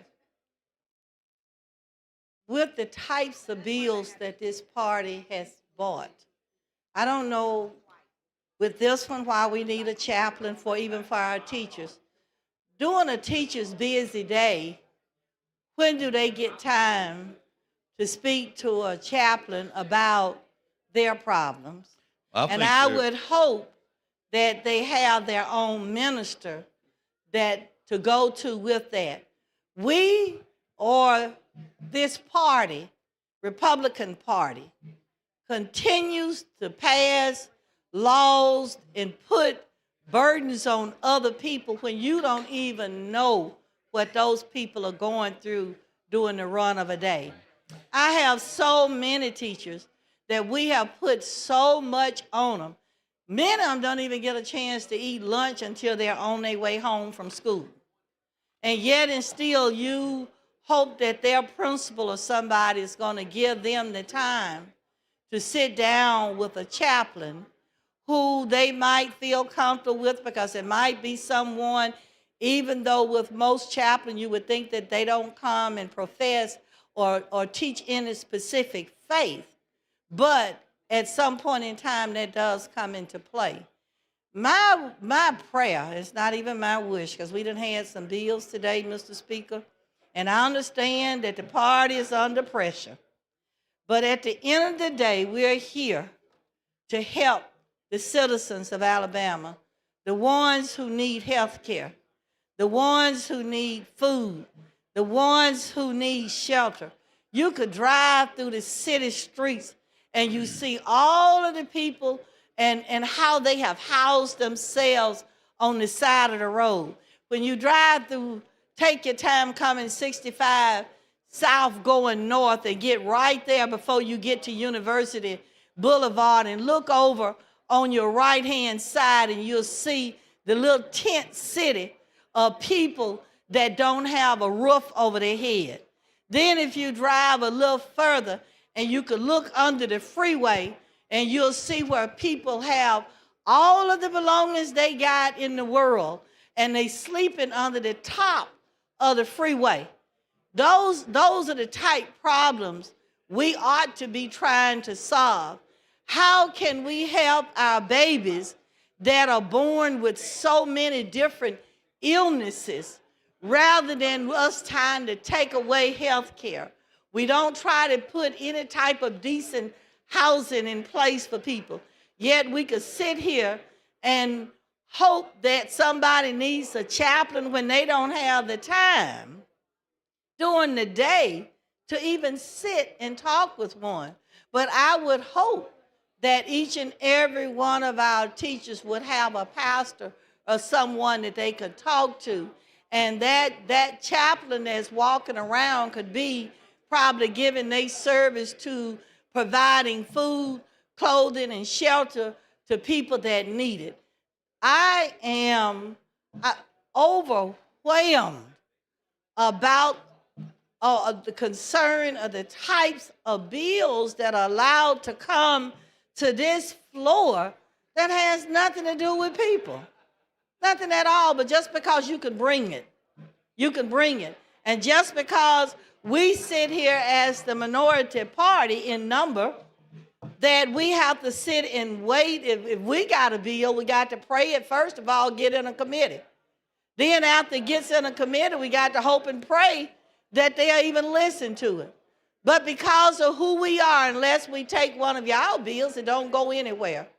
But I do think, Mr. Speaker, at some point in time, we ought to get together and come up with some bills that's going to help the citizens of Alabama. I know come 2027, when we don't have the funds that we're going to need to take care of our education trust fund budget, when we don't have the funds that we need to take care of the general fund budget, because now we ought to be in preparation and putting things in place so that when our funding gets near to nothing like we have been at some points in the past, we will be prepared to take care of it. These are not the type of bills, in one black woman's opinion, that we need to be dealing with now. We need to be working on how we can better serve the citizens of Alabama who put their faith and they trust in us, that when we come to this body, that our goals would be to make their lives better, to make their longevity on earth a little longer than what it is, because they might be suffering from some sickness where we haven't put the appropriate monies there to provide health care facilities and be able to train more doctors and nurses and x-ray technicians and phlebotomists and all the people that are needed in a health care facility to take care of them. That's what we ought to be about. I cannot believe in my spirit that God is pleased with any of the things that we have brought forth. A chaplain, some of the children and the teachers in the school system need just a little time to eat sometimes. And they don't even get that, many of our teachers, because their time is so overwhelmed doing all the things that we ask them to do in this body. I would say thank you, Mr. Speaker, but I can't, because this is the man that misread the rules books. I don't need any conversation. Thank you so much. Well, you've asked a lot of questions. You don't give me time to answer them? All right, good deal. Thank you so much, Mr. Speaker. Chair recognizes Representative Sellers of Jefferson.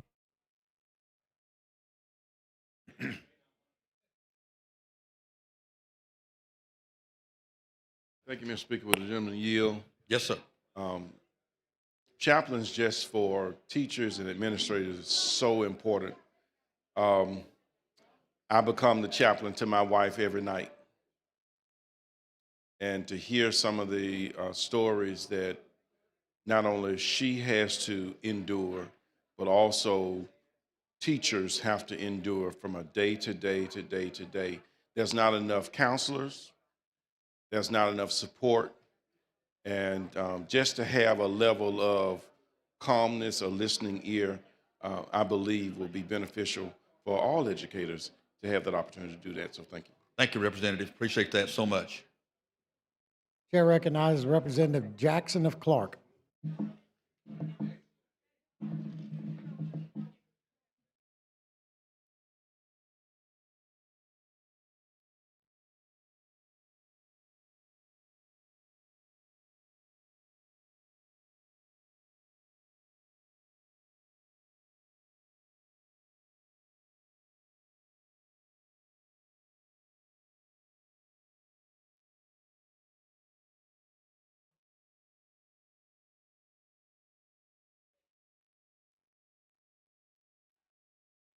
Thank you, Mr. Speaker. Thank you for that. Thanks for.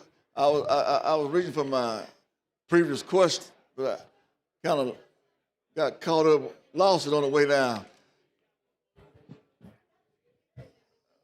Chairman Lee got a whole desk full of them over there. But I want to thank you for bringing such a piece of legislation as it relates to chaplains. Now, who doing the teaching? Who doing the training of these chaplains? And are they going to be male or female? What's the guidelines to this? If you read the bill, you'll see that they have I'm to be asking from, you that. I'm yes, sir. asking you And that. I'm fixing to answer you as well. They have to be from a certified or a registered, certified, recognized chaplaincy program. They're Now- not just preachers off the street or people that walk in the door. You said that before. I'm saying, Yes, now, sir. what's the recognizable chaplaincy program? There's a number of chaplaincy programs through many organizations. Most of the time, it requires some educational background. It requires training in how to deal with crisis situations. And of course, they have to go And through where are the those- certification where are those- process. They're not quite finished yet. Well, you're taking a Go through long answer. I don't have a certification 10 minutes. process, and then be credentialed. And most of the time, have to do an exit exam where they have to take an exam to make sure And they where are are these qualified to deal programs with problems. located?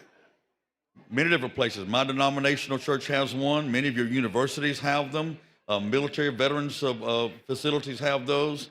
Many areas provide these chaplaincy programs. Is in the bill how to contact these places? Sir?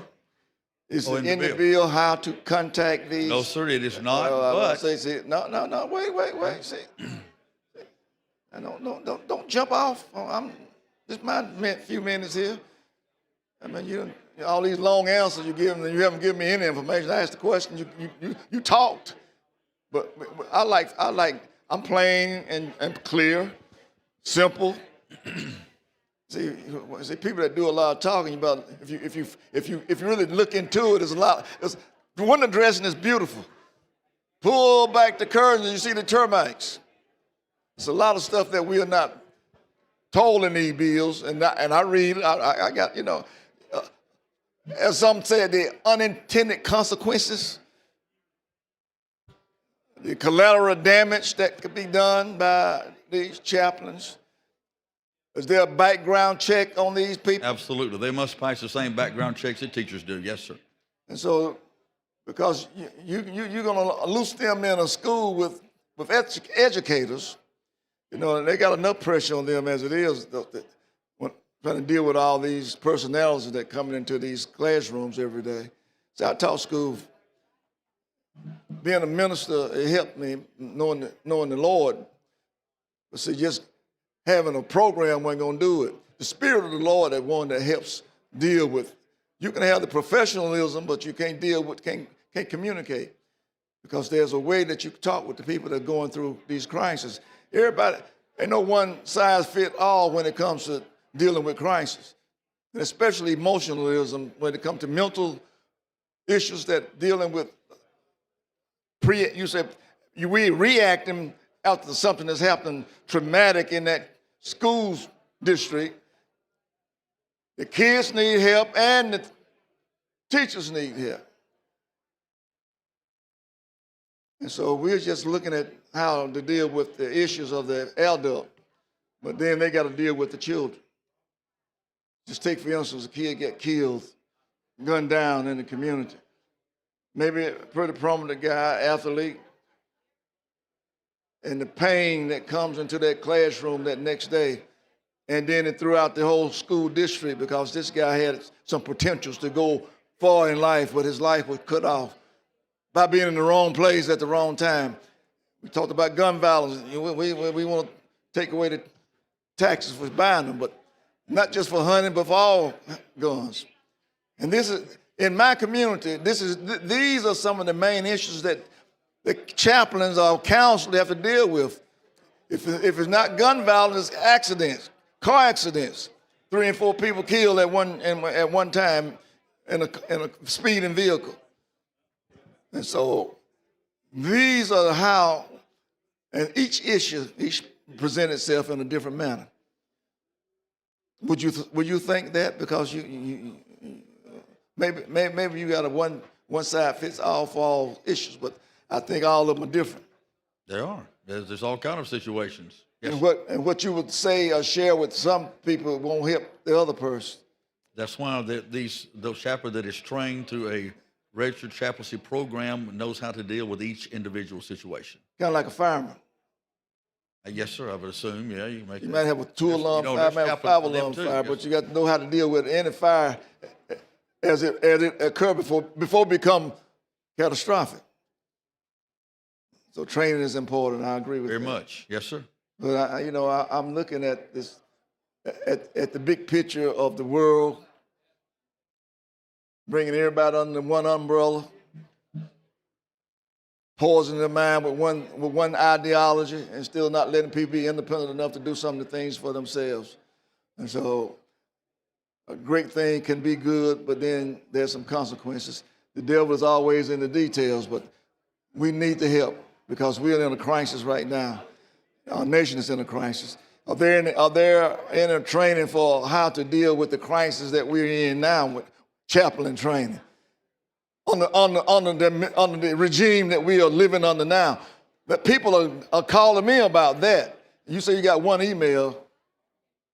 I can't count the phone calls I've received or text messages as relates to where are we going as a nation? What position that are we in? How are we gonna stop what is happening? The takeaway of democracy.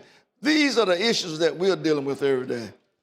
And so, are there going to be any help for those people that are having these issues? These are the ones that really need it. Silent majority. You don't have an answer for that. Just listening to Thank you, you, Mr. Speaker. Representative. Thank you. Chair recognizes Representative Lands of Madison.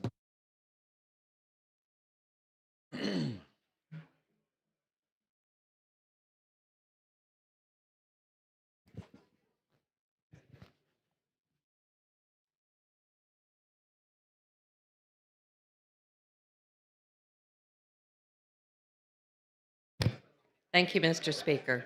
Does the gentleman yield? Yes, ma'am. Thank you. First of all, I would like to say that the school-based mental health therapists that are in our school systems now do also see teachers. So I just wanted to clarify that for folks in case they didn't know. And I wanted to ask about the bill references recognized chaplain training program, but doesn't really define what qualifies as recognized. Can you clarify that? Representative, when someone goes through a recognized chaplaincy program, in other words, there's many institutions, denominations, as I mentioned earlier, schools, colleges, whatever, that offer chaplaincy programs. When they go through those programs, they have to meet certain criteria as far as having a certain educational background. They have to be trained in how to deal with crisis situations. And then, of course, they're credentialed and have to many times go through a interview process before they are actually released with a stamp of approval as a recognized chaplain. That's what we talk about when we talk about recognized chaplaincy programs. We're not talking about somebody that just says I'm a chaplain, or even somebody that says I'm a pastor. Many pastors are not trained in chaplaincy work. But we're going to trust our school systems, which of course have the total complete ability of their own to choose whether they implement this program or not. We're going to trust them if they decide to allow these volunteer chaplains to come in to check their backgrounds and make sure that they have gone through a certified, registered chaplaincy training program where they bring credentials with them that knows they're able to how to handle those crisis situations that they may be dealing with. So I heard you say many times there's an interview process, but not all the time. So there's not really a laid out standard of what would be recognized. I can't vouch for how every organization operates their chaplaincy program, but I know there is a process to that.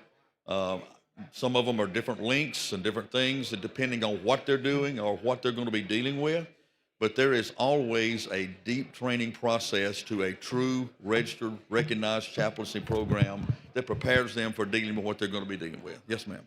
So would the National School Chaplain Association, they be considered recognized? I'm somewhat familiar with that. I've dealt with some of them, and some are familiar with that. So they do provide information about different chaplains and chaplaincy programs. Yes, ma'am. But would they be eligible to be a recognized chaplain training I would program? think so. I would think so. Yes, ma'am. So I have some real concerns there because I have looked at their training. It is a very short online course. It does not have the years of supervised clinical work required for legitimate certification. Okay, now what? Are you okay? I thought you were going to be going on. Okay. No, I just wondered if Right. you had any comments about that, because it seems to me that it doesn't fit in with, and I know I can't line it up side by side with mental health counseling and what a licensed Exactly. professional counselor would look like. I know it's very different, but that looks to be such an abbreviated course that I cannot see them having all the things you've kind of laid out that you would want a chaplain to have to be in the schools. And once again, each school district would have to, they're the determining factor here. Okay, we're just giving them the opportunity to make that decision and give them cover for that. So if they look at a program, they don't think it fits to what they want, then they don't choose that program. But we're not giving them any guidelines or criteria. They're the ones that make the decision. Yes, ma'am. Okay. Well, I have an amendment I'd like to offer. This amendment would define recognized chaplain training program such that school chaplains would have to meet the same standards required of other chaplains and be required to complete clinical pastoral education, CPE credits. Clerk will receive the amendment. Amendment 2, House Bill number 8 by Representative Lands.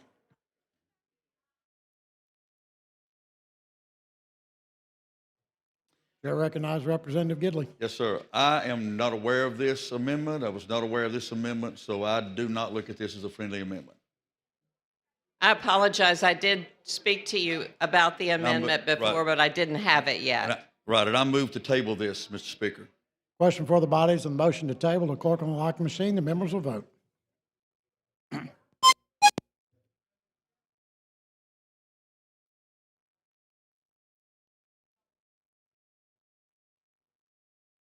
Have all the members voted? Clerk will lock the machine, record the votes.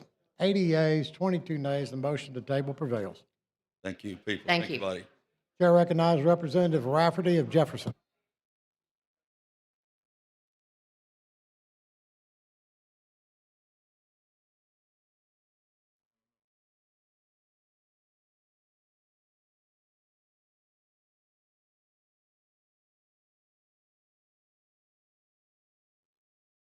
Thank you for the recognition.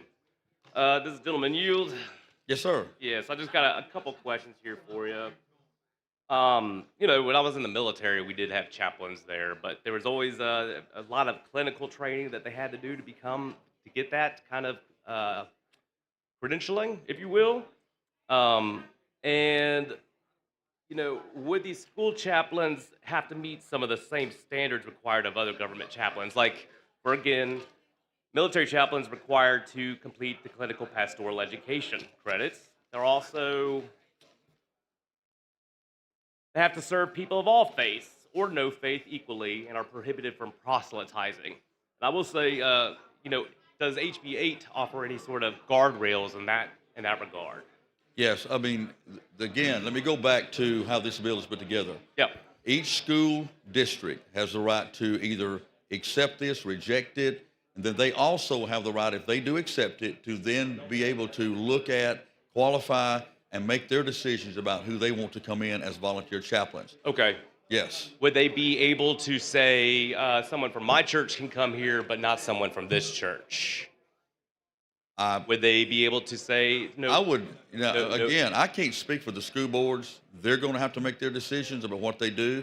But I would assume they would look at somebody's credentials, not just their background. Right. And look at their credentials and say, hey, this person has been trained and they're ready to deal with people that are going through a crisis situation. I think a lot of the concerns my constituents are having with this bill, though, is they're specifically concerned about not having guardrails against proselytizing, particularly when there are students who are impressionable that are around.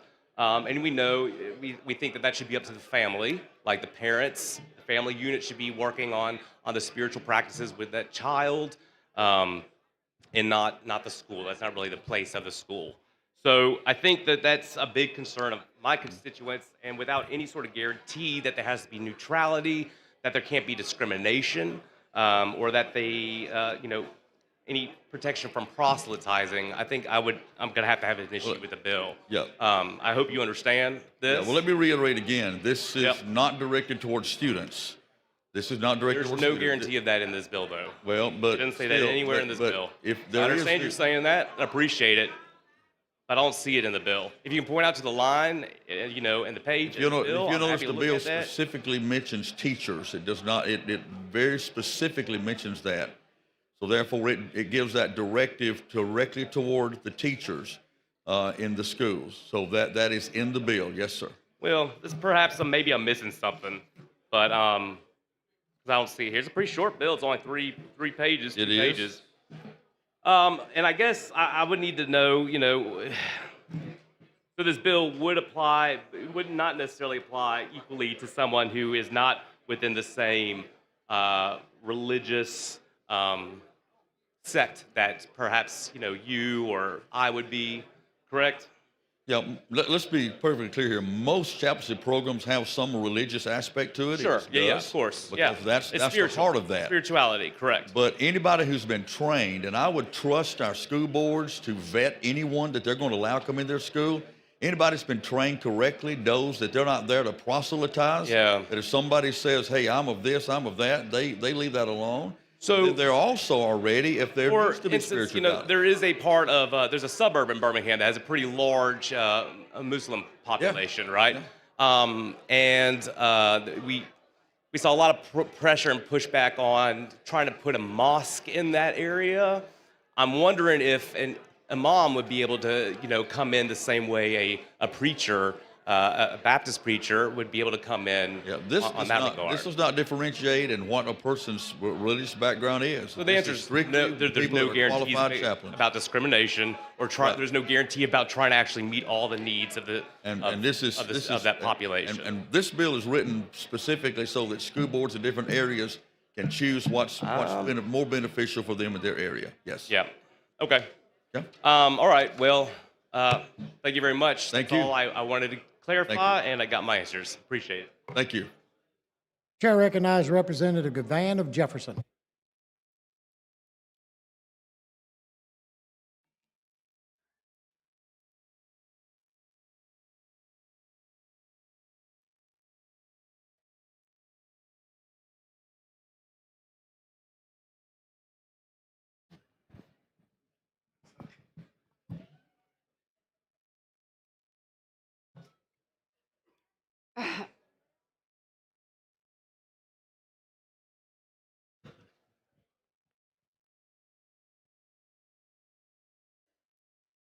Couple of things that I heard, I'm somewhat disturbed. Nobody has to show you an amendment. Talk a little bit louder. Nobody has to show anyone in here an amendment first.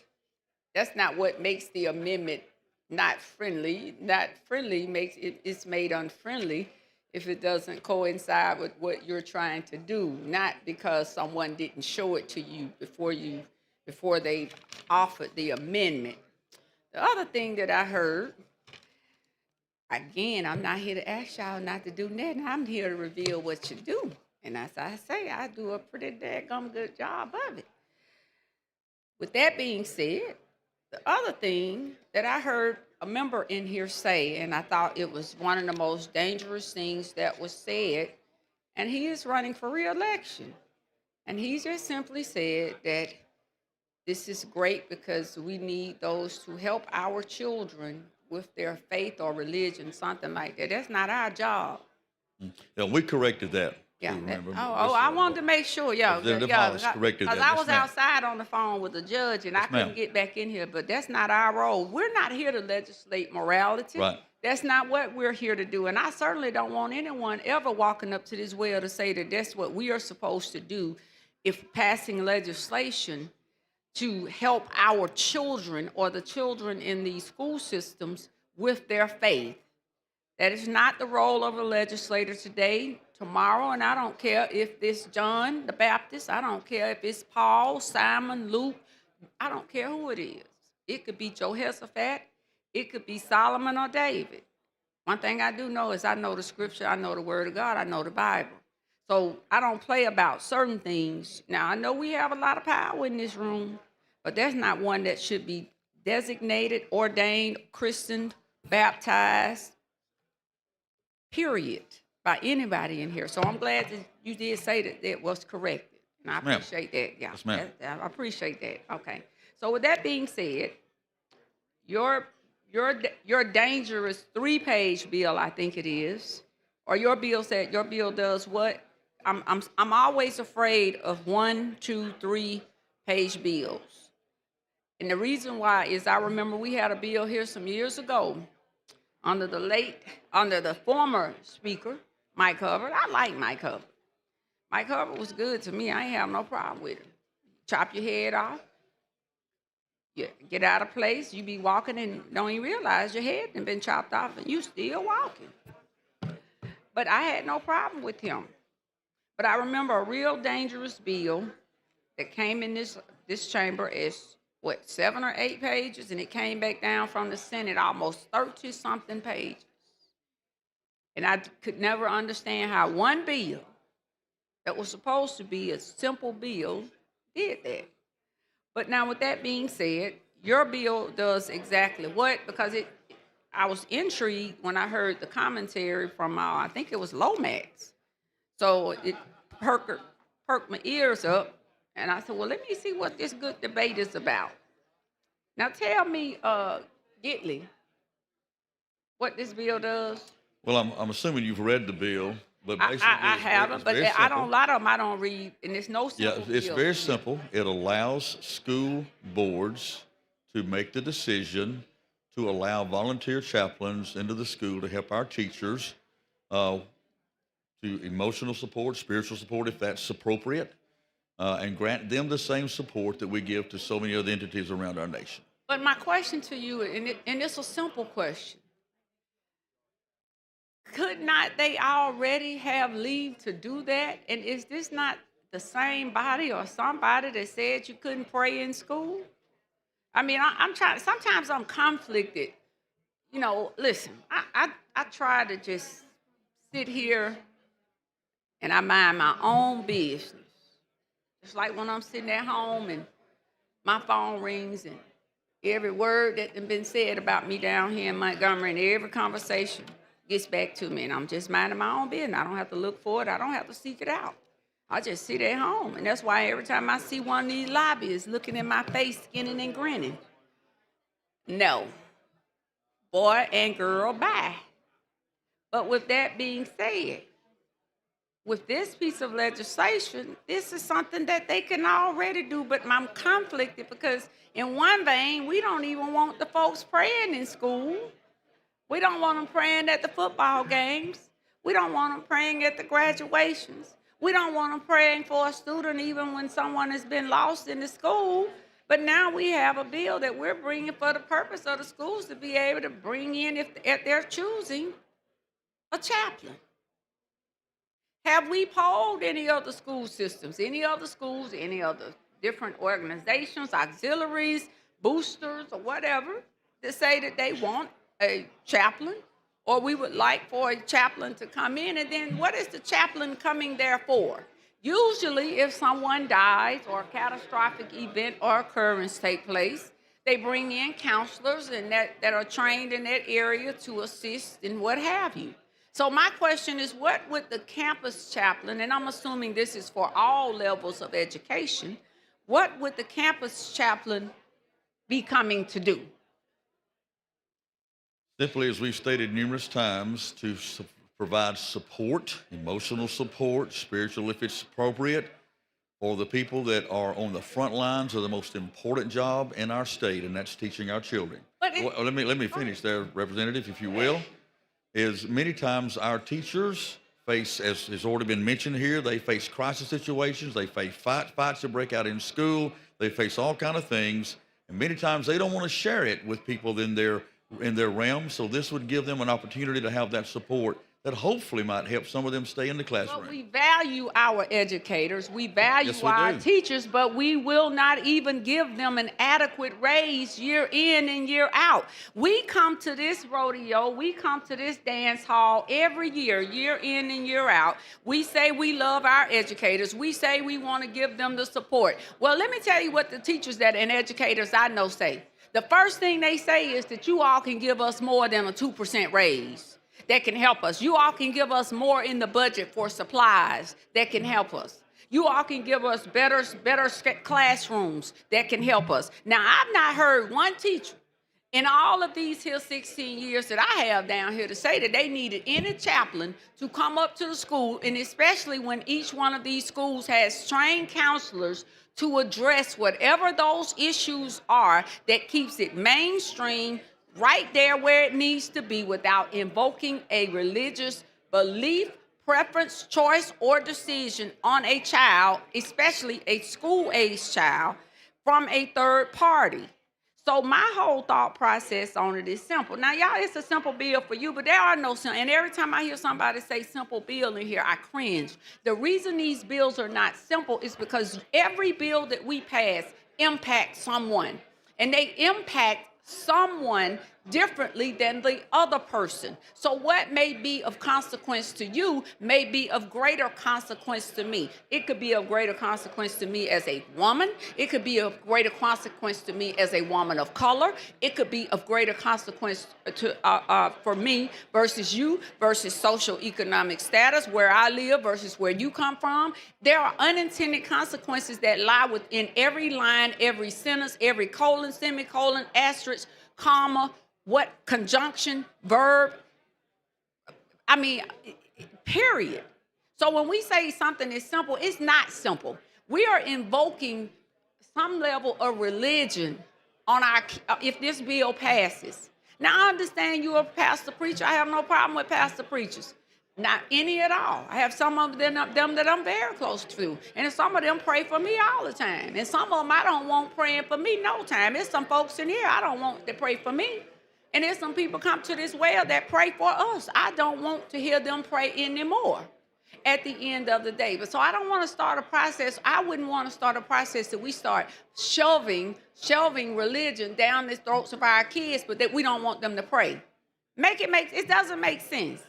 So with that being said, I thank you for the opportunity, Mr. Speaker, to come up here and speak, but this doesn't even make no sense. This is foolery at its best, and we need to pray Gentlewoman's about time that. has expired. Question for the body's final passage of HB 8. The clerk will unlock the machine. The members will vote.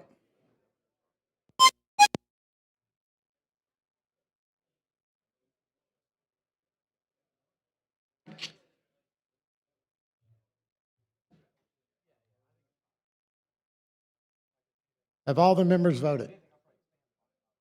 Clerk will lock the machine, record the vote. 91 yeas, 7 nays. HB 8 passes. Thank you, members. Clerk will call the next bill on the special order calendar. On page 26 of the calendar, House Bill Number 2, with substitute by Representative Standridge, relating to the Gulf of Mexico. Chair recognizes Representative Ingram of Montgomery.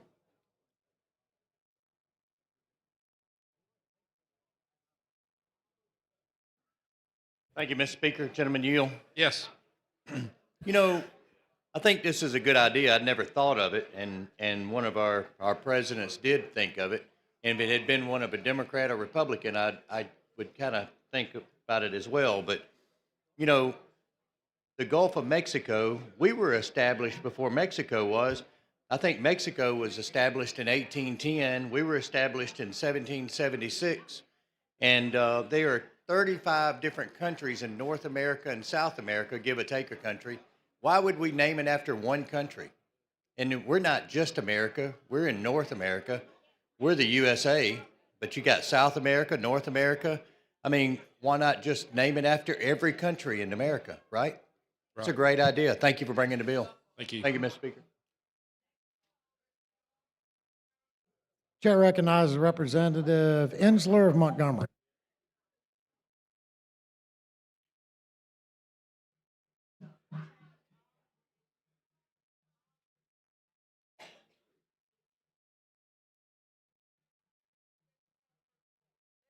fired every 5 minutes. Thank you, Mr. Speaker. Will the gentleman yield? Yes. Well, thank you. So my colleagues have spent a lot of time today on our other bills talking about how important it is that we focus on quality of life issues, putting more money in people's pockets to help with their grocery bills, helping with hospitals and healthcare. We're dealing with that crisis in the state. We're dealing with all sorts of other issues. So my question is, what does your bill do to improve the quality of life of people in our state? Well, the reason that this bill is important, number one, all the federal agencies recognize this as the Gulf of America now. The state of Florida recognizes it. They have passed law to do that.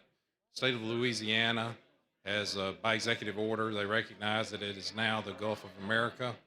And we have to make decisions in this body to provide materials. We have to give direction on what to purchase. And we have a lot of things that are included in the name. And so it is important to give direction because it's not clear now. What do they purchase? What do they buy? That's our job to tell them. So I think with all those resources and just, when we get to the border of Florida, what do we say? Do we say, well, it was the Gulf of Mexico, now it's the Gulf of America? So I think it's important to, especially for all the Gulf states, to do that. So with all due respect to surrounding states, we're here to pass things that help improve the lives of Alabamians. So again, I'm going to ask it again, what does this do to improve people's lives in our state? What does it do to improve communities? What does it do to enhance the quality of life? Because I'm not hearing it. So maybe there is a way that it does, but I'm not hearing that answer. Well, that was my answer. So it does not improve the quality of the lives of Alabamians. Well, it makes sure that we spend the resources the way they're supposed to be spent, and that's important because that's millions of dollars in resources that we have to do.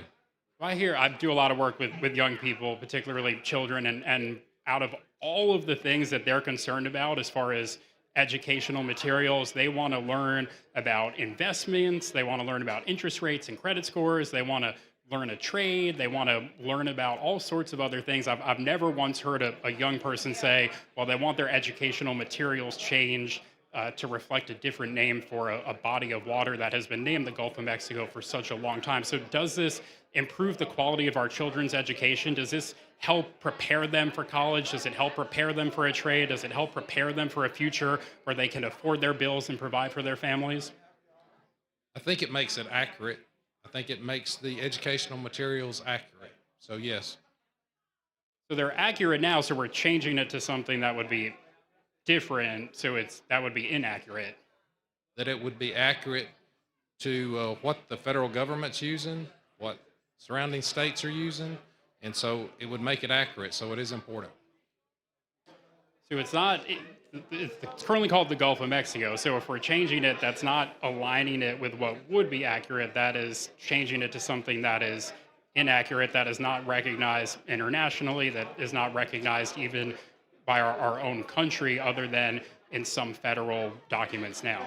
Well, all the federal agencies are using it, the Coast Guard, all the federal agencies have changed to the Gulf of America. The large businesses, a lot of the ones that are located on the coast are now using that. The state of Florida is using the term Gulf of America. The state of Louisiana is using the term Gulf of America so I think it's important to be consistent, and I think it does do that. So say the next president comes in and decides to change it back, and so are you gonna then bring a bill to then reflect then what the federal government does then? Because it seems like we're opening up the door here to constantly get in this back and forth. Whoever the president is, they can change the name of any given body of water then, any given things federally, and it sounds like your argument is that we have to do that every single time that happens federally, and it's going to lead to a whole lot of changing our state resources over and over again. Well, I would hope that a president wouldn't prefer the name Mexico to America, first of all. But I would say that it would be up to this body. I mean, that's what we're supposed to do, what we want to do at that point. But I think it's also important because I think the name better reflects what this Gulf, what this body of water means to our country. We protect it. We use it more than any other country. I think the name better reflects that. And I think that that we, the state of Florida did it, Louisiana.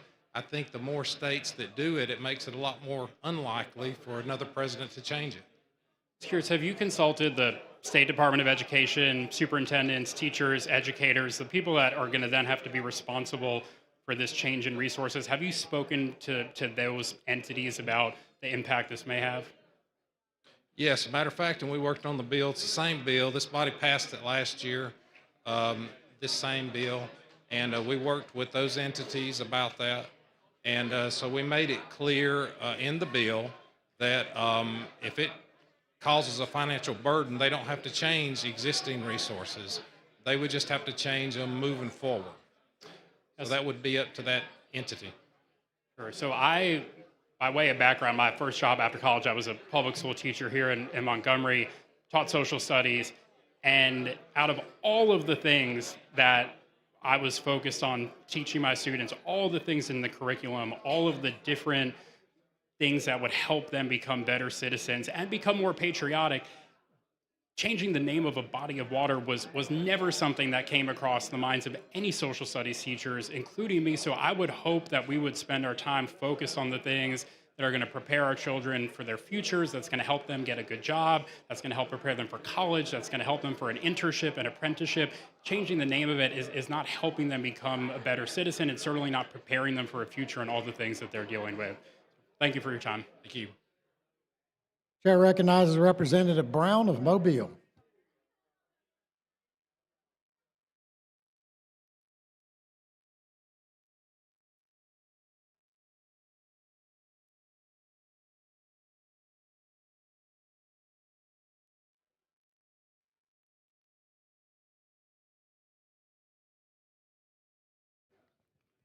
Thank you, Mr. Speaker. Gentleman, you. Yes. I remember this last year, and you brought this legislation, and, as one of two House members whose district goes into the Gulf of America, and a district that has more coastline than anyone else, people of my district like this. They're happy about this because it shows American exceptionalism, American greatness. It gives our children something to be proud of. It gives me something to be proud of. Mexico and America, the United States of America, share almost equally the amount of square miles of coastline.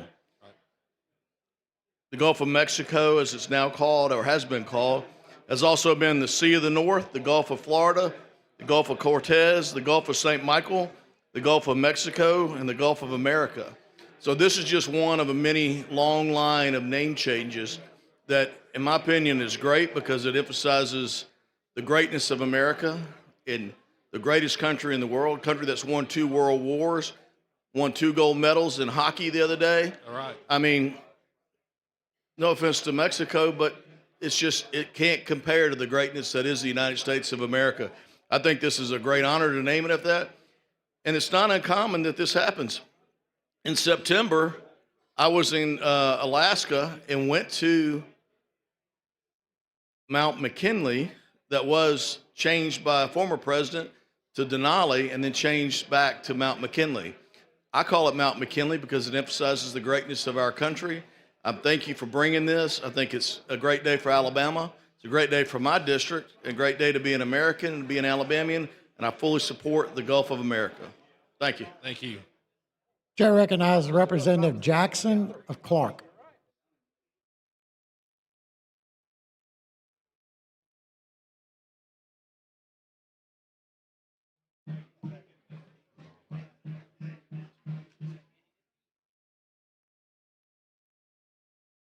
Thank you, Mr. Speaker. Thank you for the recognition. I arise to just say how ludicrous this is. Like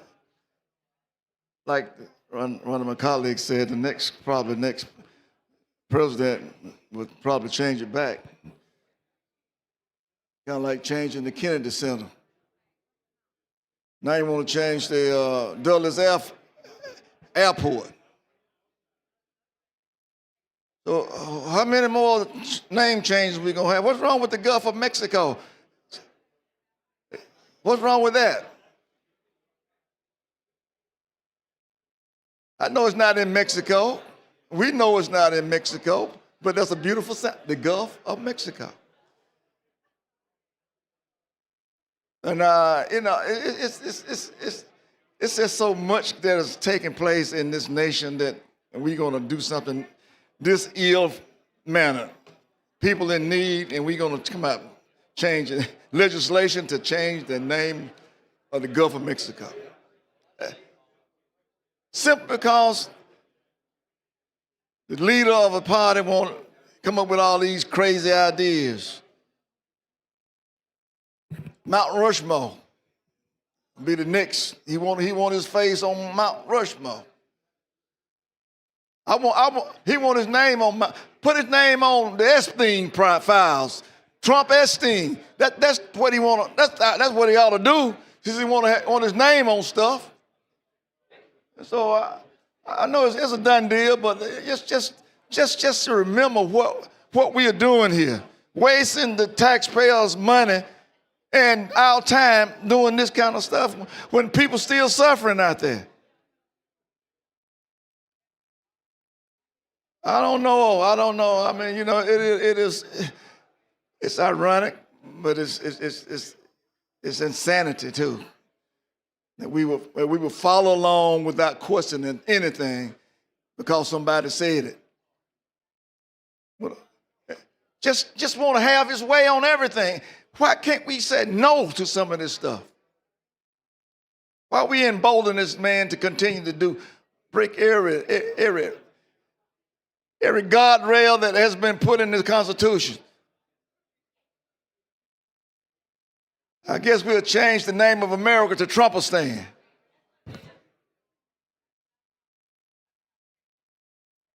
Question for the body's adoption of the BIR. The clerk will unlock the machine. The members will vote.